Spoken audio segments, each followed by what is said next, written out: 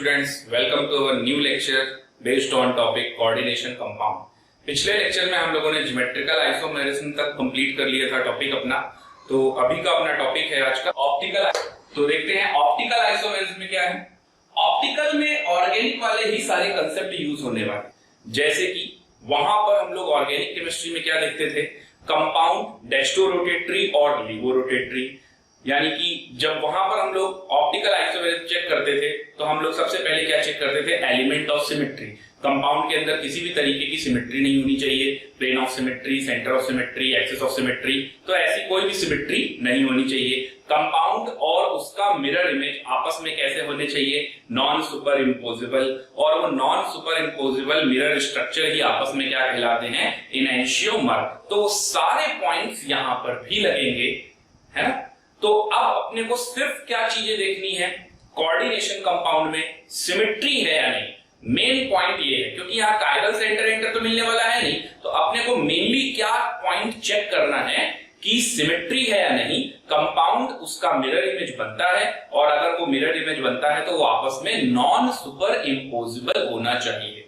अगर ये सारी बातें मिल जाती हैं तो इसका मतलब वो ऑप्टिकली एक्टिव है, और अगर नहीं हो पाता है, किसी भी तरीके की सिमेट्री मिल पाती है, तो उसे हम कहेंगे ऑप्टिकली इनएक्टिव। डिफरेंट केसेस हैं, जैसा कि हम ज्योमेट्रिकल में पढ़ते आ रहे हैं वैसे ही यहां पर भी केसेस बना लेते हैं। तो पहला case number 1, optical isomerism in tetrahedral complex.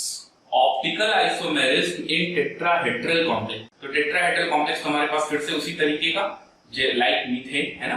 तो यहां पर 1, 2, 3 और 4 इस तरीके के लाइगेंड्स होंगे। अब इस तरीके के लाइगेंड्स में अपने को प्लेन ऑफ सिमेट्री चेक करनी है, प्रेजेंट होगी या नहीं होगी। तो मीथेन अगर सारे आइडेंटिकल कर देंगे तो फिर प्लेन ऑफ सिमेट्री अच्छी खासी आ जाएगी, 4C2 से आ जाएगा प्लेन ऑफ सिमेट्री, है ना। तो प्लेन ऑफ सिमेट्री अपने को चेक करनी है।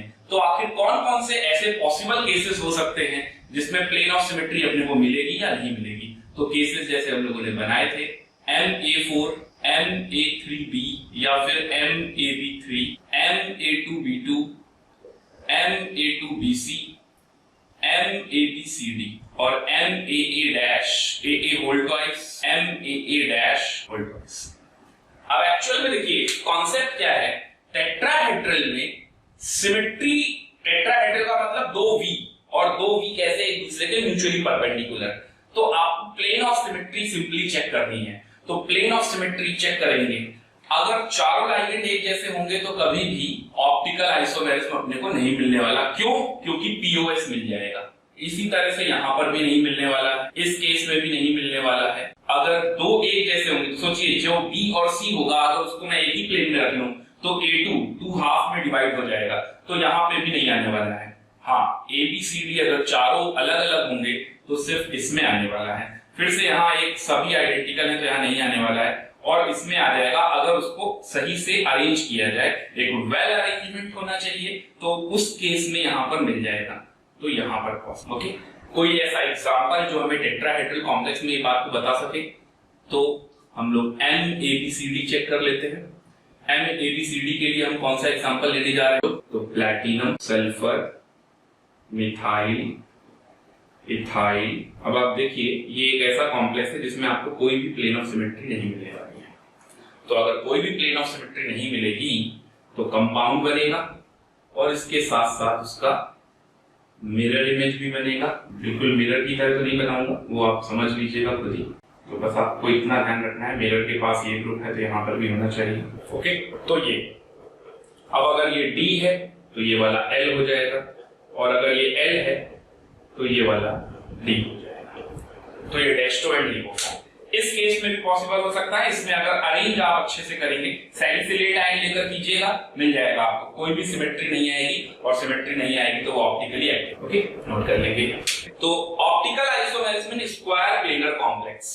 तो देखिए जनरली तो आपको optical isomerism square planar complex में नहीं मिलेगा, तो ये स्टेटमेंट आप नोट कर लेंगे। Generally in square planar complex optical isomerism is not found because CMA and ligand are lying in the same plane.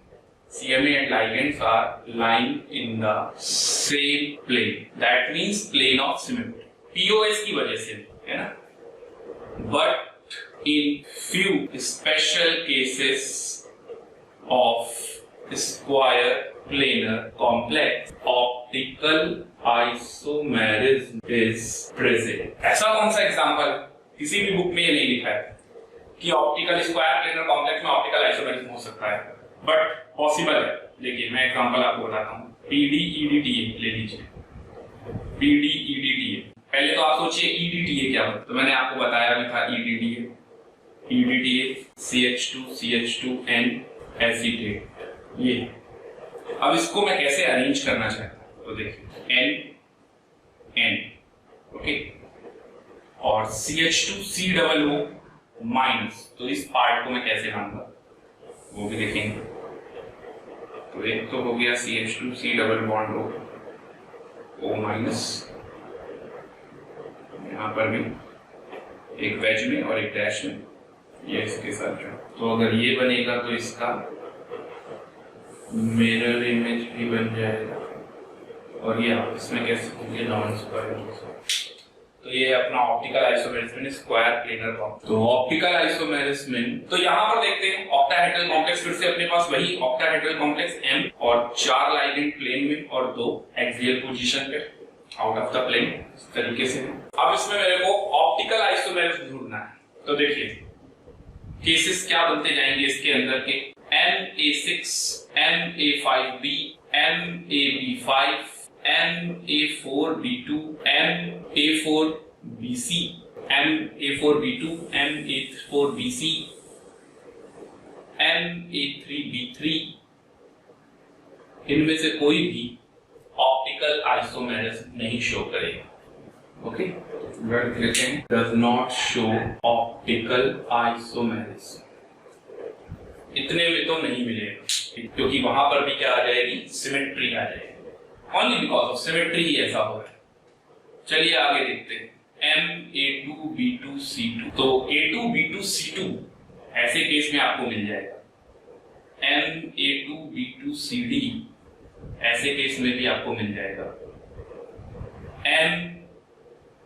MAA whole thrice इसमें भी आपको मिल जाएगा. MAA होल ट्वाइस B2 इसमें भी मिल जाएगा. MAA होल ट्वाइस BC इसमें भी मिल जाएगा. MAA डैश होल थ्राइस इसमें भी मिल जाएगा. तो इन सभी केसेस में अपने को मिल जाएंगे और कैसे पॉसिबल होंगे वो भी समझ लेंगे. तो यस इन सभी में ऑप्टिकल आइसोमेरिज्म पॉसिबल है.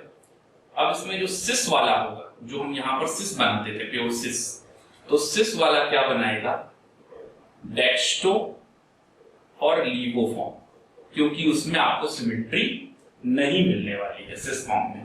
और क्योंकि ट्रांस फॉर्म में सिमेट्री मिल जाएगी तो ट्रांस फॉर्म वाला क्या बनाएगा, मीजो. ट्रांस वाला बोलेगा मीजो. सेम इसमें भी ऐसा ही है. AA होल थ्राइस इसमें भी ऐसा ही है. इसमें तो एक सिस और इसमें सिस और ट्रांस का तो कोई मतलब ही नहीं है, तो इसमें only D and L form बनेगा. ओके क्योंकि यहां नहीं बनता था ज्योमेट्रिकल. अब इस पे आते हैं. इसमें भी वही सेम. तो AA होल ट्वाइस इसमें भी सिस और ट्रांस बन जाएगा. तो सिस वाला क्या कहलाएगा, सिस वाला D और L बनाएगा और ट्रांस वाला मीजो बनाएगा. तो इन सब में यही सारे केसेस हैं. लास्ट का केस इंपॉर्टेंट है, AA डैश होल थ्राइस.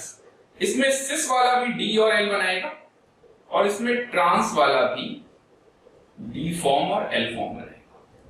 तो ये इंपॉर्टेंट है और ये आप नोट. एक केस इसमें ABCDEF जो मैंने आपको बताया था, तो यस ये भी पॉसिबल है, पॉसिबल. और इसमें ज्योमेट्रिकल अगर आपको याद हो तो 15 बनते थे और ऑप्टिकल टोटल 30 बनेंगे, क्योंकि वो जितने भी 15 बनेंगे उनकी मिरर इमेज, तो टोटल कितने हो जाएंगे 30. ये सिर्फ आपको लर्न रखना है. ये सबसे इंपॉर्टेंट केस है. ओके मैं स्टार बना दे रहा हूँ केसेस पे. ये केस भी पूछा जा सकता है आपसे, ये केस भी पूछा जा सकता है और ये. और ये ऊपर जो मैंने बताया वो जरूर ध्यान रखिएगा कि इन केसेस में कभी नहीं बनता ऑप्टिकल आइसोमर। ओके, हम एक तो एग्जांपल से भी समझ लेते हैं। जैसे पहला ही केस है, पहले केस को जरा हम एग्जांपल से ऑब्जर्व करते हैं। तो जैसे Na2B2 और C, तो Na2B2C2 में जरा कोई एग्जांपल ले लेते हैं हम लोग। NH3 Cl2Br। ओके, ये कॉम्प्लेक्स है। अब मेरे को जानना है क्या इसमें ऑप्टिकल आइसोमेरिज्म बनती है या नहीं। तो हम लोगों ने पढ़ा था इसका सिस और ट्रांस, जब आपने इसका प्योर सिस बनाया था ज्योमेट्रिकल में, तो NH3 एक साथ कर दिया था, Cl एक साथ कर दिया था और Br एक साथ कर दिया था। याद होगा आपको, ये सिस फॉर्म है। अब ये सिस में D भी हो सकता है और L भी हो सकता है, और अगर ऐसा बनेगा तो इसका मिरर इमेज आप लोग बना लोगे तो वो भी सिस का L या फिर D फॉर्म हो जाएगा। तो ये मिरर इमेज भी बना लीजिएगा। ओके, और इसका जो ट्रांसफॉर्म होगा, तो ट्रांसफॉर्म कैसा होगा, प्लैटिनम NH3 के सामने NH3, Br के सामने Br और Cl के सामने Cl। तो देखिए यहाँ पर प्लेन ऑफ सिमेट्री होने की वजह से ये क्या शो करेगा, मीसो। तो ये ट्रांसफॉर्म है due to plane of symmetry, it is meso. Okay, ये भी नोट कर लेंगे आप। इसके बाद हम अगले एग्जांपल पे आते हैं। अगला एग्जांपल है MAA होल थ्राइस। तो AA होल थ्राइस में क्या होगा, देखिए MAA होल थ्राइस, इसमें ज्योमेट्रिकल आइसोमेरिज्म नहीं बनता था लेकिन ऑप्टिकल आइसोमेरिज्म बनेगा। एग्जांपल COEN होल थ्राइस 3+ पूछा भी जाता है और NCERT में बना भी होगा, ये आप जरूर देखिएगा इसको। तो चलिए EN होल थ्राइस, तो EN एक तो मैंने इधर लगा दिया, एक EN मैंने इधर लगा दिया और एक EN मैंने इधर लगा दिया। और सिस ट्रांस का तो कोई मतलब ही नहीं क्योंकि ज्योमेट्रिकल तो शो ही नहीं करता। तो या तो ये D होगा या तो ये L होगा, और अगर ऐसा होगा तो इसका मिरर इमेज भी बनेगा। और वो मिरर इमेज आपको लग रहा होगा कि एक ही जैसा होगा, बट वो नहीं, अलग अलग है क्योंकि वो नॉन सुपर इम्पोजिबल है। आप चेक कर लेना सुपर इम्पोज करके। जैसे यहाँ पर है तो ये N और ये N, फिर यहाँ पर है N और N, और फिर यहाँ पर N और N। अब आप चेक कर ले, सुपर इम्पोज नहीं होगा। तो अगर ये डेस्टो है तो ये लीगो है, और अगर ये लीगो है तो ये डेस्टो।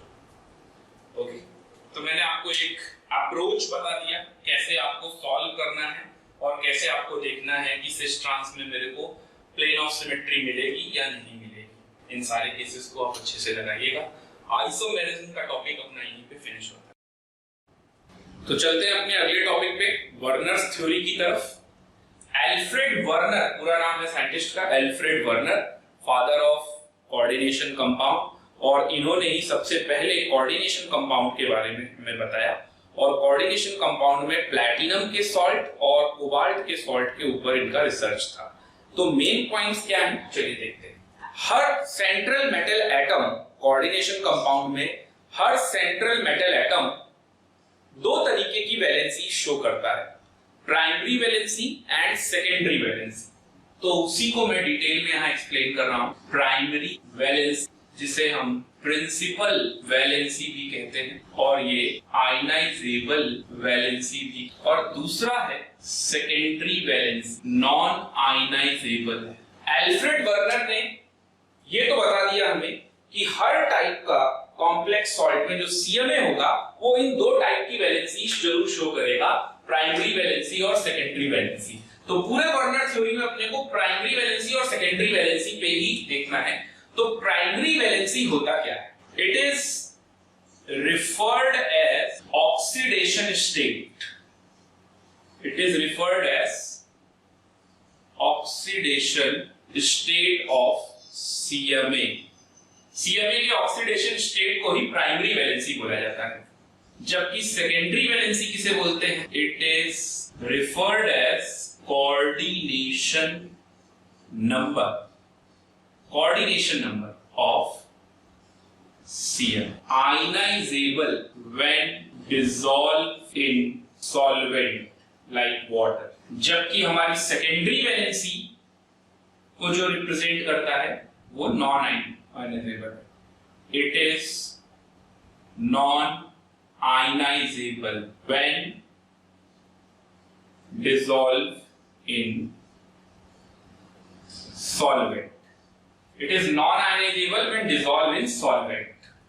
Like what? Ionizable होने की वजह से it is non-directional, so that stereoisomerism is not possible.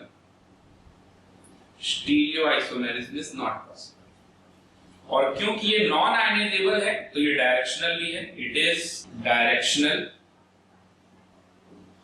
so that stereoisomerism is possible. Distinguish में भी आ सकता है. जो भी प्राइमरी वैलेंसी को शो करता है यानी कि वो आयनाइजेबल होता है, it is denoted by dotted line. Y जो सेकेंडरी वैलेंसी को रिप्रेजेंट करेगा, it is denoted by solid line. तो ये है प्राइमरी वैलेंसी और सेकेंडरी वैलेंसी. कॉम्प्लेक्स में सीएमए के ऑक्सीडेशन स्टेट को प्राइमरी वैलेंसी बोला जाता है क्योंकि वो आयनाइज हो जाता है सॉल्वेंट में डिसॉल्व होने पर, नॉन डायरेक्शनल होता है. स्टीरियोआइसोमेरिज्म पॉसिबल नहीं है क्योंकि वो ऑक्सीडेशन स्टेट पे ही है, तो चार्ज वाला ही कंपोनेंट है तो आयनाइज हो जाएगा. सेकेंडरी वैलेंसी का मतलब इलेक्ट्रॉन पेयर पे डिपेंड करता है, तो secondary valency electron pair donate पे डिपेंड करता है यानी कोऑर्डिनेशन नंबर ऑफ सीएमए पे डिपेंड करता है. It is non-ionizable when dissolved in water, so that stereoisomerism is possible. और वर्नर ने जो पॉइंट्स, जिन एग्जांपल्स, जो सॉल्ट्स पर रिसर्च किया था, उन सॉल्ट्स के बारे में भी बता देता हूं. वर्नर के टाइम पर सॉल्ट्स को ऐसे लिखा जाता था. ये भी कॉम्प्लेक्स सॉल्ट है और ये मॉलिक्यूलर फॉर्मूला है, molecular formula of a complex salt. बाद में जब और आगे रिसर्च बढ़ा तो हम इसको स्ट्रक्चरल फॉर्मूले यानी कॉम्प्लेक्स में, जैसे हम आज की डेट में पढ़ते हैं वैसे लिखने लग गए. CONH3(6)Cl3 इस तरीके से लिखने लग गए और इसके और भी कई सारे आइसोमर्स बनाने लग गए, जिसको हम अच्छे से जानते हैं कि अगर हम ब्रेक करेंगे तो किस तरीके से ब्रेक होगा. CONH3(6) 3++3Cl-, तो एक कैटायन एंड 3 एनायन, तो total number of ions is equal to 4. तो वर्नर के टाइम पे इस तरीके से मॉलिक्यूलर फॉर्मूले पर, इस सॉल्ट पर वर्नर ने रिसर्च किया था और इसको इस तरीके से हम रिप्रेजेंट करते हैं. इनमें अलग अलग आइसोमर के अलग अलग कलर भी आते हैं. प्लैटिनम के ऊपर एक रिसर्च था वर्नर का, PtCl4.6NH3. ये भी मॉलिक्यूलर फॉर्मूला है और ये स्ट्रक्चरल फॉर्मूला यहां पर नोट भी कर लीजिएगा. स्ट्रक्चरल फॉर्मूला, इसका भी अगर मैं स्ट्रक्चरल फॉर्मूला बनाऊं तो ये सब ऑक्टाहेड्रल कॉम्प्लेक्स हैं और अगर मैं इसको ब्रेक करूंगा तो PtNH3(6) 4+4Cl-, और अब की बार अगर मैं देखूं तो total number of ion is equal to 5. यहां से एक बात और समझ में आती है, greater the number of ions in the solution, किसी सॉल्वेंट में डिसॉल्व होने पर ही इस तरीके से आयनों में टूटे होंगे, तो greater the number of ions in the solution, greater will be the conductance. तो कंडक्टेंस उतना ही ज्यादा होगा, ये पॉइंट भी आप याद रखिएगा. ओके, रिप्रेजेंटेशन किस तरीके का है वो और बता देता हूं मैं. तो वर्नर ने ये जो सॉलिड लाइन और ये डॉटेड लाइन को रिप्रेजेंट किया को किस तरीके से रिप्रेजेंट किया और कैसे हम लिखेंगे उसको, तो वो भी जरा देख लेते हैं।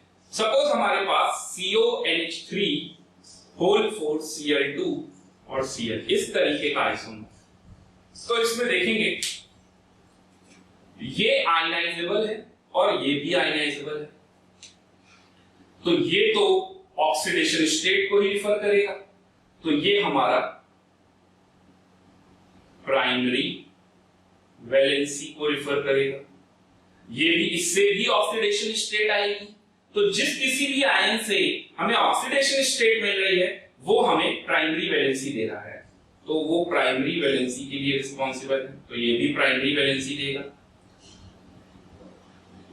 इसकी बात करूं तो इसका चार्ज क्या है, 0, इससे कोई भी इसके ऑक्सीडेशन स्टेट पे फर्क नहीं पड़ रहा है, तो जिस भी लाइगेंड से कोई भी ऑक्सीडेशन स्टेट पे फर्क नहीं पड़ेगा वो प्राइमरी वैलेंसी नहीं होगा। ये सिर्फ कोऑर्डिनेशन दे रहा है, तो कोऑर्डिनेशन तो ये भी दे रहा है, तो ये प्राइमरी के साथ साथ सेकेंडरी भी है, ये सेकेंडरी वैलेंसी को भी रिप्रेजेंट करेगा।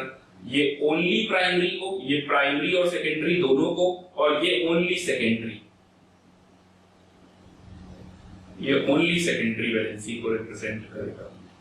अब अगर मैं इसका स्ट्रक्चर बनाऊं तो वो स्ट्रक्चर क्या होगा, देखिए CO कॉम्प्लेक्स के अंदर, कोऑर्डिनेशन स्फीयर के अंदर कितने लाइगेंड है, 6, तो ये ऑक्टाहेड्रल कॉम्प्लेक्स है, और ऑक्टाहेड्रल कॉम्प्लेक्स आप सभी जानते हैं कैसे बनाते हैं, तो आप कभी कहीं पे भी अरेंज कर दीजिए, अभी मुझे उसकी आइसोमेरिज्म से कोई लेना देना नहीं है,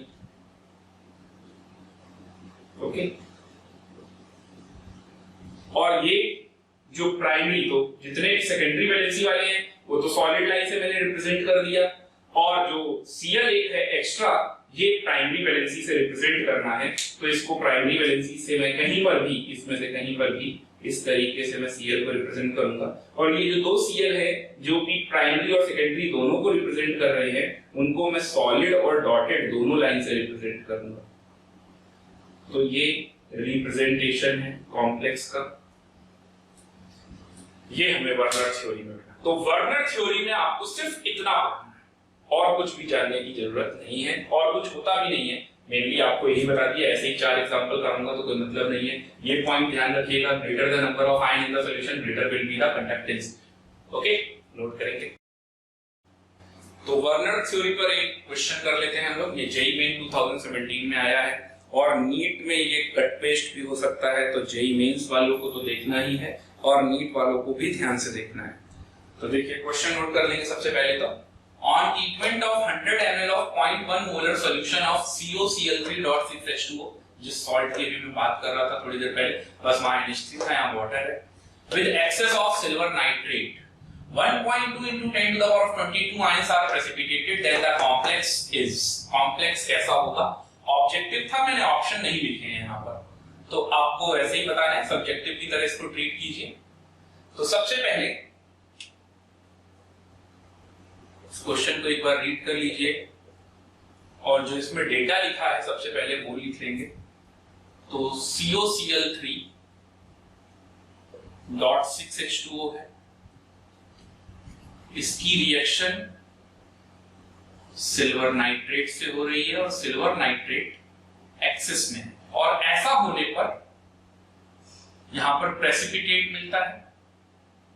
प्रेसिपिटेट किसका मिलेगा, AgCl का मिलेगा, ऑब्वियस सी बात है, AgCl का PPT मिलेगा, और वो प्रेसिपिटेट में 1.2 into 10 to the power of 22 ions मुझे मिलते हैं, ओके। और ये 100 ml और 0.1 कैसे सॉल्व करेंगे, जल्दी से सोचेंगे। सबसे पहले हम क्या करें, मोल्स निकाल लें, तो मोलैरिटी इनटू वॉल्यूम करेंगे तो मोल आ जाएगा, तो 100 into 0.1 ये तो मिली मोल होंगे, और 1000 से और डिवाइड कर देंगे तो मोल्स आ जाएंगे, और ये मोल आ जाएंगे 10 to the power -2, ओके। तो 10 to the power of -2 moles आ गए, तो मोल्स ऑफ COCl3.6H2O वो आ गए 10 to the power -2। यहां तक तो आपको समझ में आ गया होगा, 10 to the power -2। अब जरा आप ये समझिए कि जो प्रेसिपिटेट बना है वो AgCl का बना है, सिल्वर आयन यहां पर एक्सेस में है और प्रेसिपिटेट में नंबर ऑफ आयंस कितने हैं 1.2 into 10 to the power of 22। तो number of ions 1.2 into 10 to the power of 22। इसका मतलब जितने सिल्वर आयन होंगे उतने ही क्लोराइड आयन मिलके ये प्रेसिपिटेट बना रहे होंगे। तो अगर ये नंबर ऑफ आयंस प्रेसिपिटेट होते हैं तो इतने ही सिल्वर के होंगे तो इतने ही क्लोराइड के भी होने चाहिए। तो वो क्लोराइड वाला कॉम्प्लेक्स कैसा होगा यही मुझे जानना है। तो वो क्लोराइड वाला कॉम्प्लेक्स कैसा होगा तो इसको देखते हैं। तो नंबर ऑफ क्लोराइड आयन निकाल लेते हैं। नंबर ऑफ क्लोराइड आयन कैसे निकालेंगे?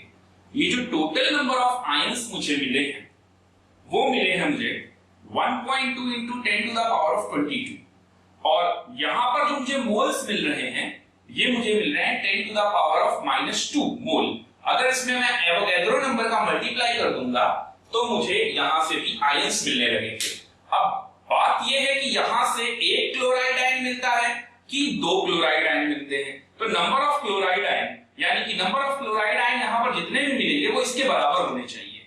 तो इसके बराबर कैसे निकलेंगे? देखिए 1.2 into 10 to the power of 22 divided by 10 to the power of -2 और Na की वैल्यू मैं यूज कर लूंगा 6.02 into 10 to the power of 23।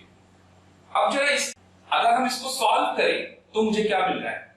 क्या मैं इसको 12 into 10 to the power of 21 लिख सकता हूं? तो ये कैंसिल हो जाएगा और इसको अगर मैं राउंड ऑफ करके 6 ही मान लूं तो 2 आ जाएगा। यानी नंबर ऑफ क्लोराइड आयन कितने मिल रहे हैं कॉम्प्लेक्स में? मेरे को 2 मिल रहे हैं। तो नंबर ऑफ क्लोराइड आयन अगर 2 मिल रहे हैं तो कॉम्प्लेक्स कैसा होगा?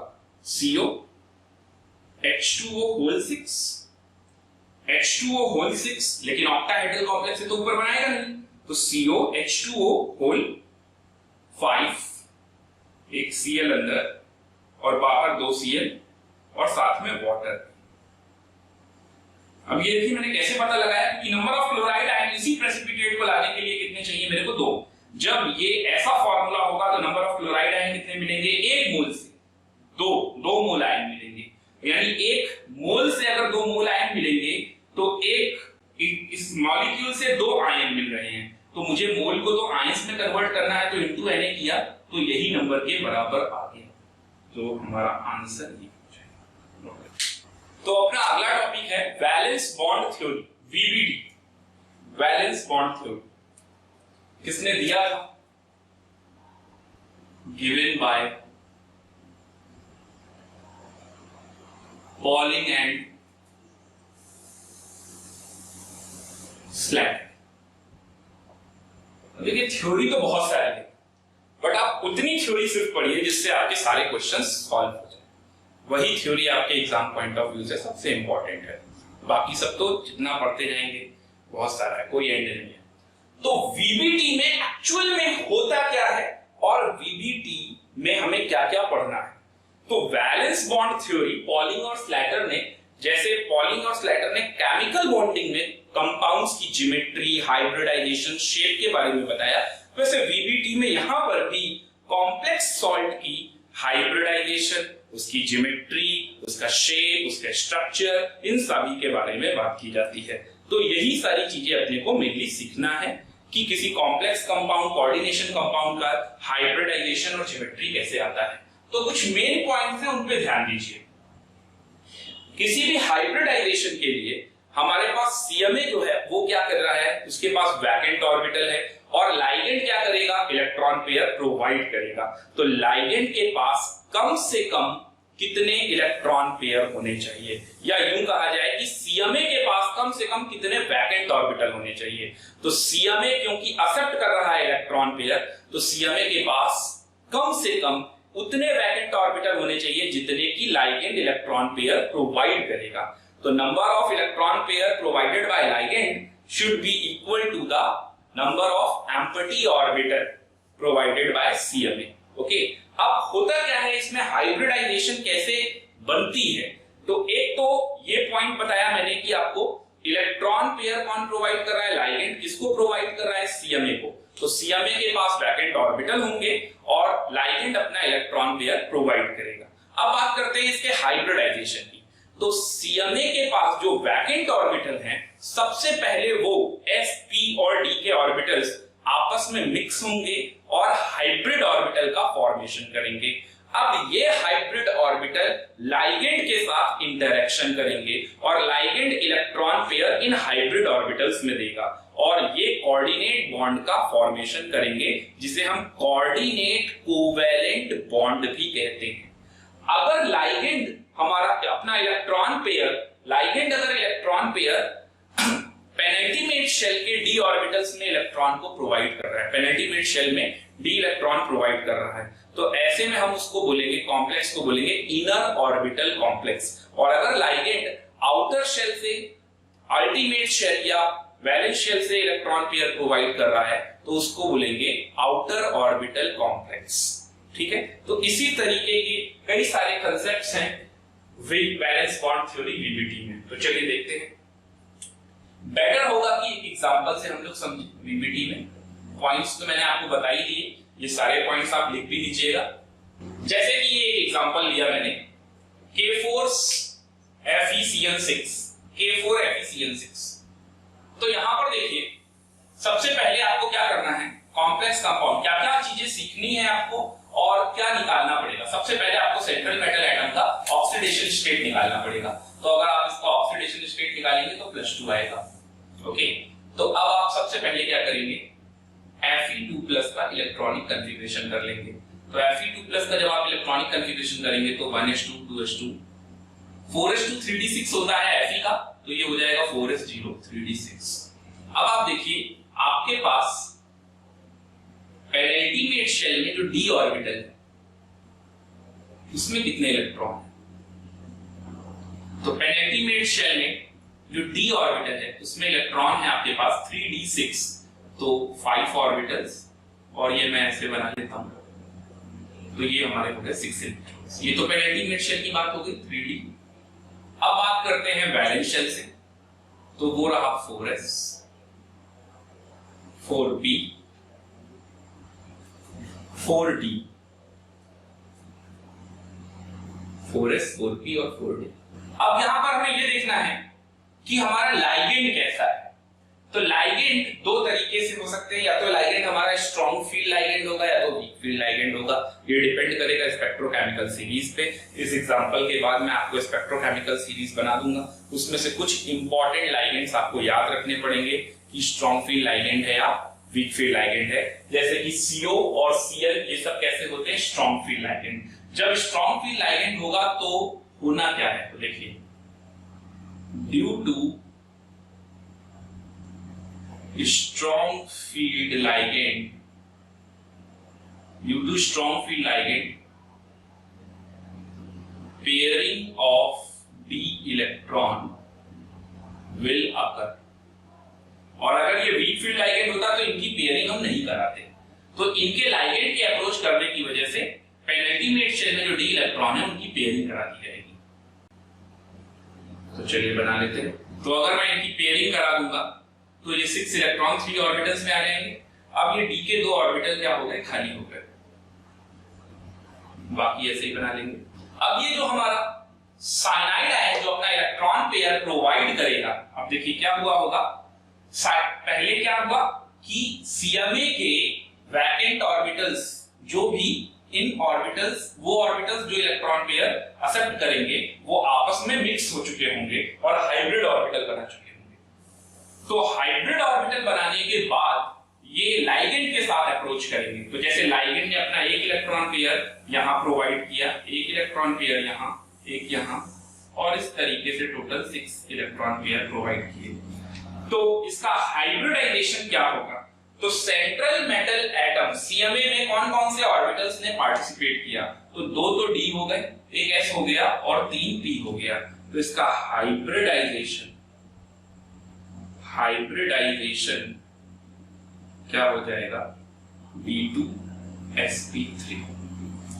ये हो जाएगा D2sp3 हाइब्रिडाइजेशन। इसका शेप और ज्योमेट्री, शेप या ज्योमेट्री, यहां तो लोन पेयर वाली बात ही नहीं है, तो शेप या ज्योमेट्री एक ही चीज हो गई। तो इसकी ज्योमेट्री कैसी हो जाएगी, या शेप कैसा हो जाएगा, ऑक्टाहेड्रल। sp3d2 भी ऑक्टाहेड्रल होता है और d2sp3 भी ऑक्टाहेड्रल होता है। अब मैं यही चीज आपको बता रहा था, क्योंकि यहां पर लाइगेंड ने पेनल्टीमेट शेल के d ऑर्बिटल्स को लिया है, तो इसलिए इसको बोलेंगे हम inner orbital complex. Inner orbital complex. तो देखिए, एक तो चीज आपको पता होना चाहिए, हाइब्रिडाइजेशन, दूसरा इसका ज्योमेट्री या शेप, ज्योमेट्री या शेप, तीसरा ये इनर ऑर्बिटल है या आउटर ऑर्बिटल है, चौथा। अब यहां पर पूछा जाता है कि ये लो स्पिन कॉम्प्लेक्स है या हाई स्पिन कॉम्प्लेक्स है। तो देखिए, लाइगेंड के अप्रोच करने से पहले नंबर ऑफ अनपेयर्ड इलेक्ट्रॉन आपके पास कितने थे, जरा काउंट कीजिए, 1 2 3 4। और लाइगेंड के अप्रोच करने के बाद नंबर ऑफ अनपेयर्ड इलेक्ट्रॉन कितने हो गए, 0। तो अगर लाइगेंड के अप्रोच करने से पहले और उसके बाद में देखा जाए, अगर नंबर ऑफ अनपेयर्ड इलेक्ट्रॉन क्या हो रहा है, डिक्रीज हो रहा है, तो इसको बोलेंगे लो स्पिन कॉम्प्लेक्स। लो स्पिन कॉम्प्लेक्स। इस पॉइंट को आप नोट करके लिख लीजिएगा। After approaching the ligand, if the number of unpaired electron will decrease, then it is low spin complex। अब सोचिए इसका उल्टा क्या होगा, अगर लाइगेंड की अप्रोच करने के बाद number of unpaired electron increase हो जाए, बिल्कुल गलत है और ये बेवकूफों वाली सोच है। ये कभी ऐसा हो ही नहीं सकता है कि नंबर ऑफ अनपेयर्ड इलेक्ट्रॉन बढ़ जाएंगे। तो नंबर ऑफ अनपेयर्ड इलेक्ट्रॉन या तो सेम रहेंगे या तो पेयरिंग करा देंगे, जो इंक्रीज हो जाएगा। तो नंबर ऑफ अनपेयर्ड इलेक्ट्रॉन अगर सेम रहेंगे तो बोलेंगे हाई स्पिन कॉम्प्लेक्स लाइगेंड की अप्रोच करने के बाद, और अगर लाइगेंड की अप्रोच करने के बाद अगर नंबर ऑफ अनपेयर्ड इलेक्ट्रॉन कम हो गए तो उसको बोलेंगे लो स्पिन कॉम्प्लेक्स। अब इसकी मैग्नेटिक प्रॉपर्टी को और समझ लेते हैं। तो फिफ्थ नंबर है मैग्नेटिक प्रॉपर्टी। तो ये डायामैग्नेटिक है कि पैरामैग्नेटिक। तो लाइगेंड की अप्रोच करने के बाद जरा आप देखिए, नंबर ऑफ अनपेयर्ड इलेक्ट्रॉन आपके पास कितने हैं, 0। ये तो वैसे ही पेयर्ड इलेक्ट्रॉन है, तो ये कैसा होगा, डायामैग्नेटिक। और अगर ये डायामैग्नेटिक होगा तो इसका मैग्नेटिक डायपोल मोमेंट कितना होगा, जिसको हम म्यू बोलते हैं, और म्यू का फॉर्मूला होता है √10n+2, जहां पर n क्या है, नंबर ऑफ अनपेयर्ड इलेक्ट्रॉन, और यूनिट क्या हो जाएगी, बोहर मैग्नेट्रॉन। तो यहां पर हो जाएगा 0 Bm, 0 बोहर मैग्नेट्रॉन, क्योंकि number of unpaired electron n की वैल्यू 0 है। ओके। और 7th नंबर इसका स्ट्रक्चर। तो अब इसके स्ट्रक्चर की बारी आती है। तो चलिए जरा स्ट्रक्चर भी ड्रॉ कर लेते हैं K4FeCl6 का। तो Fe सेंटर पे है और Cn, तो इस तरीके से ये Cn कोऑर्डिनेशन स्फीयर के अंदर लाइगेंड प्रोवाइड कर रहा है सेंट्रल मेटल एटम को। तो ये हो गया स्ट्रक्चर इसका, जो कि ये बता रहा है ऑक्टाहेड्रल कॉम्प्लेक्स है। आप सिर्फ इतना भी लिखोगे तो भी चलेगा, ये रिप्रेजेंट भी कर रहा है कि ये ऑक्टाहेड्रल कॉम्प्लेक्स है। तो देखिए, पीपीटी में थ्योरी ज्यादा रटने से अच्छा है कि आप एग्जांपल से क्वेश्चन सॉल्व करना सीखिए। आप यहां से ही सारे पॉइंट सीखिए। अब आपको एक बार फिर से मैं पीपीटी के मेन पॉइंट्स बता दूं। लाइगेंड के पास 6 इलेक्ट्रॉन पेयर है, तो सीएमए के पास भी उतने ही वैकेंट ऑर्बिटल होने चाहिए। यहाँ तो इसके पास काफी सारे ऑर्बिटल्स थे। ओके, तो अब इसके बाद क्या होता है, इसके बाद हम ये देखते हैं कि स्ट्रॉन्ग फील्ड लाइगेंड है या वीक फील्ड लाइगेंड है। अगर स्ट्रॉन्ग फील्ड लाइगेंड होगा तो पेनल्टीमेट शेल के जो डी इलेक्ट्रॉन्स होंगे उनकी पेयरिंग करा देंगे और इनर ऑर्बिटल कॉम्प्लेक्स फॉर्म होने लगेगा। और अगर वीक फील्ड लाइगेंड होता तो पेयरिंग नहीं कराते। फिर ये आता है sp3d2, outer orbital complex form होने लगता। Okay, second point. Third point पे आते हैं, हाइब्रिडाइजेशन किसकी हुई। तो कौन कौन से सीएमए के ऑर्बिटल ऐसे हैं जिन्होंने हाइब्रिडाइजेशन में पार्टिसिपेट किया। तो ये 2 डी के ऑर्बिटल, ये 2 डी के ऑर्बिटल कौन कौन से हैं, तो ये भी पूछा जा सकता है। तो इसमें एक्सियल वाले ऑर्बिटल हैं, कौन कौन से हैं, ये dx² - y² और dz²। तो ये एक्सियल वाले ऑर्बिटल्स हैं। 4s और ये 4p में तो क्या है, px, py और pz। तो ये सभी ऑर्बिटल्स आपस में मिक्स होकर बनाए हाइब्रिड ऑर्बिटल। और ये हाइब्रिड ऑर्बिटल बनने के बाद लाइगेंड ने अपना electron pair in hybrid orbitals के साथ शेयर किया और बनाया कोऑर्डिनेट कोवैलेंट बॉन्ड। जैसे इसको हम ऐसे बना रहे हैं, एरो करके भी बना सकते हैं, बट यही एक स्टैंडर्ड वे है बनाने का, स्टैंडर्ड रिप्रेजेंटेशन है। तो ये कॉर्डिंग एक कोवेलेंट बॉन्ड के थ्रू एक दूसरे से जुड़े हुए हैं। तो ये है मेन पॉइंट्स बीबीटी के। तो आपको किसी कॉम्प्लेक्स में क्या क्या चीजें पता होनी चाहिए? हाइब्रिडाइजेशन, ज्योमेट्री या शेप, इनर ऑर्बिटल है कि आउटर ऑर्बिटल है, हाई स्पिन लो spin, magnetic property, magnetic dipole moment और उसका स्ट्रक्चर बनाना चाहिए। इतनी चीजों में से कुछ भी आपसे पूछा जा सकता है या कॉम्प्रिहेंशन में दे सकता है, तो इसको आप नोट कर लेंगे। तो जैसा कि पिछले क्वेश्चन में हम लोगों ने देखा कि हम लोग ये नहीं डिसाइड कर पा रहे थे कि लाइगेंड स्ट्रॉन्ग फील्ड का होगा या वीक फील्ड का होगा, पेयरिंग करानी है या नहीं करानी है। मैंने आपको ये तो बताया कि स्ट्रॉन्ग फील्ड में पेयरिंग कराते हैं और वीक फील्ड में पेयरिंग नहीं कराते, बट ये डिसाइड कैसे करेंगे? तो ये क्वेश्चन है, लिखेंगे how to decide strong field and weak field ligand. तो it is decided on the basis of spectrochemical series. ये इसका आंसर है, it is decided on the basis of spectrochemical series. तो स्पेक्ट्रोकेमिकल सीरीज एक ligand की एक ऐसी series बनाई गई जिसपे हमने ये डिसाइड किया कि कौन सा स्ट्रॉन्ग फील्ड लाइगेंड है और कौन सा वीक फील्ड लाइगेंड है। तो ये देखेंगे आप, जितने भी हैलाइड आयन है, OH-, HCl-, oxalate, water, hydride. Cyanide में थोड़ा ध्यान दीजिएगा, साइनाइड में अगर N डोनर है तो वो वीक फील्ड है और अगर C डोनर है तो वो स्ट्रॉन्ग फील्ड है। तो अमोनिया से पीछे जितने भी हैं ये सब कैसे हैं? वीक फील्ड लाइगेंड, और अमोनिया के आगे जितने भी हैं ये सब कहते हैं स्ट्रॉन्ग फील्ड लाइगेंड। वैसे तो बहुत सारे लाइगेंड्स हैं, बट इतने अपने काम के हैं तो इतने आपको याद रखने हैं। तो ये स्ट्रॉन्ग फील्ड लाइगेंड्स के एग्जांपल्स हैं और ये वीक फील्ड लाइगेंड के हैं। अब बात आती है अमोनिया का क्या करना है। तो अमोनिया, एक्चुअल में अमोनिया, कुछ एक्सेप्शन केसेस ऐसे हैं कोऑर्डिनेशन कंपाउंड में जहां पर अमोनिया में पेयरिंग कराई जाती है और कहीं पे नहीं कराई जाती है, और कहीं कहीं पर ऐसा मिलेगा आपको, जैसे जिंक हो गया, मरकरी हो गया या कैडमियम के कॉम्प्लेक्स हो गए, वहां पर अगर NH3 है या नहीं है तो इसकी जरूरत ही नहीं पड़ेगी कि पेयरिंग करानी है या नहीं करानी है। इसमें कुछ एक्सेप्शनल केसेस और भी हैं, वो मैं अभी आपको और लिखवा दूंगा, जिनसे ये पूरी तरह से हम जितना भी हाइब्रिडाइजेशन वाला पार्ट है इसको कंप्लीट कर लेंगे। तो पहले तो आप ये नोट कर लेंगे वीक फील्ड लाइगेंड और स्ट्रॉन्ग फील्ड लाइगेंड, और NH3 के लिए सिर्फ आप इतना ही लिखेंगे, sometimes pairing is done and sometimes is not done. तो ये कुछ कोई वीक या स्ट्रॉन्ग का कोई पार्ट ही नहीं है। ओके, तो चलते हैं, एक दो क्वेश्चन और करते हैं हम लोग। तो एक दो क्वेश्चन हम लोग और करते हैं। क्वेश्चन लिखेंगे FeNOCl होल 5, FeNOCl होल 5, ये नाइट्रोक्लोराइड आयन है, FeNOCl होल 5, और इसमें ब्रैकेट में ऊपर 2 माइनस लगा दीजिएगा। इसको सॉल्व करना है आपको, वही सारी चीजें बतानी है जो अभी बताया था, और एक क्वेश्चन आप और लिख लेंगे जो ब्राउन रिंग टेस्ट वाला था, FeNOH2O होल 5 2+। आपको याद होना चाहिए यहाँ पर नाइट्रोसोनियम वाला होता था NO, तभी इसका ऑक्सीडेशन स्टेट कितना आता था? +1। ओके, ये हिंट है आपके लिए। तो ये दोनों क्वेश्चन हम लोग सॉल्व करेंगे। चलिए सॉल्व करते हैं। तो जैसे पहले क्वेश्चन के लिए मैं स्टार्ट कर रहा हूं, FeNOCl होल 5 2-। तो आपको सबसे पहला काम क्या करना है, आपको यहाँ पर, सॉरी, ये कोऑर्डिनेशन स्फीयर यहाँ पे रहेगा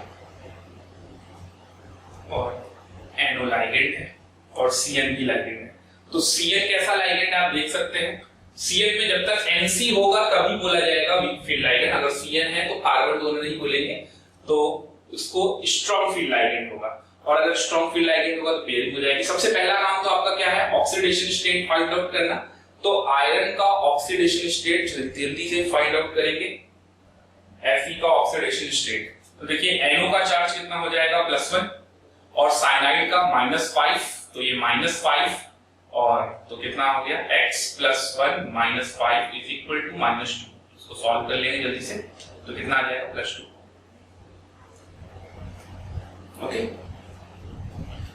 Fe2+ का कंफिगरेशन फिर से वही 4s0 3d6, तो हम फिर से बना लेते हैं 3d, फिर इसके बाद 4s, फिर 4p।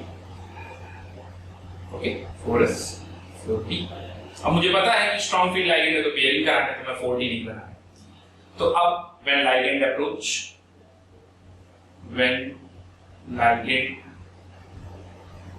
अप्रोच तो क्या होगा, आप देख सकते हैं 4s 4p 3d। तो अब सबसे पहले ये थी 2 d के ऑर्बिटल, एक s और 3p आपस में मिलकर हाइब्रिड ऑर्बिटल बना के होंगे और यही लाइगेंड के साथ शेयर करेंगे अपना इलेक्ट्रॉन पेयर। तो बिल्कुल पहले की तरह रिजल्ट आ गया है ना।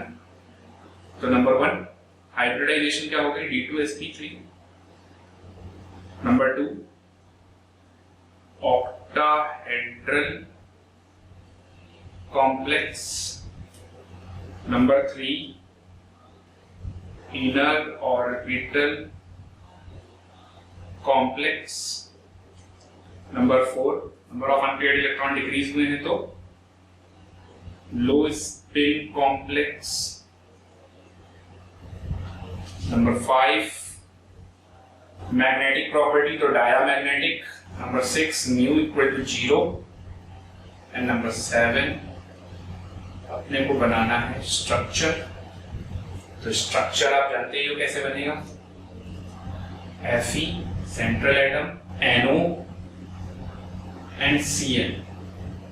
ओके, कितना चार्ज आ रहा है इसमें माइनस, ये स्ट्रक्चर रहेगा और ये हमारा कैसा स्ट्रक्चर है, ऑक्टाहेड्रल कॉम्प्लेक्स है। नोट कर लेंगे इसको, ऐसे ही आपको सारे बनाने हैं। ओके, नोट करेंगे जल्दी से इसको। अगले क्वेश्चन पे आते हैं, ब्राउन रिंग टेस्ट वाला क्वेश्चन, इसको भी सॉल्व करते हैं। तो यहाँ आयरन का ऑक्सीडेशन स्टेट हम सबको पता है Fe+1, तो इसके अकॉर्डिंग 1s2 4s1 3d6 हो जाएगा। तो ये 3d में तो 6 आ गए, ये रहा हमारा 4s और ये रहा हमारा 4p और फिर 4d। Okay, 3d 4s 4p 4d। अब देखिए, वाटर तो वीक फील्ड लाइगेंड, तो वीक फील्ड लाइगेंड में तो पेयरिंग होगी नहीं, बट अगर पेयरिंग नहीं कराएंगे तो यहाँ p से क्या इलेक्ट्रॉन पेयर प्रोवाइड करेंगे। तो अब यहाँ पर प्रॉब्लम क्या है, ब्राउन रिंग टेस्ट वाले में ये जो 4s का इलेक्ट्रॉन है ये यहाँ पर जंप करा देना है अपने को, बट पेयरिंग नहीं कराना है। तो यहाँ पर ध्यान दीजिए, ये कितने इलेक्ट्रॉन आ गए आपके पास, ये हो गया, और अब आपके पास 4s ऑर्बिटल खाली, 4p ऑर्बिटल खाली और 4d ऑर्बिटल भी फिनिश खाली है। तो ये ऑर्बिटल्स कौन कौन से, 4s 4p और 4d के ऑर्बिटल्स आपस में मिक्स होकर हाइब्रिड ऑर्बिटल बनाएंगे और यही हाइब्रिडाइजेशन में पार्टिसिपेट करेंगे। तो sp3 d2, ये dx² - y² और dz² ये मिलकर बनाएंगे। तो हाइब्रिडाइजेशन क्या आ गया, तो पहला रिजल्ट नंबर 1 हाइब्रिडाइजेशन, वो क्या बन गई, sp3d2 sp3d2। Number 2 octahedral complex आ गया। नंबर 3 इनर ऑर्बिटल है कि आउटर ऑर्बिटल है, तो आप देख सकते हैं वीक फील्ड की वजह से पेयरिंग नहीं हुई है पूरी तरीके से, सिर्फ ये s का इलेक्ट्रॉन इधर रखा है, तो ये आउटर ऑर्बिटल कॉम्प्लेक्स कहलाएगा।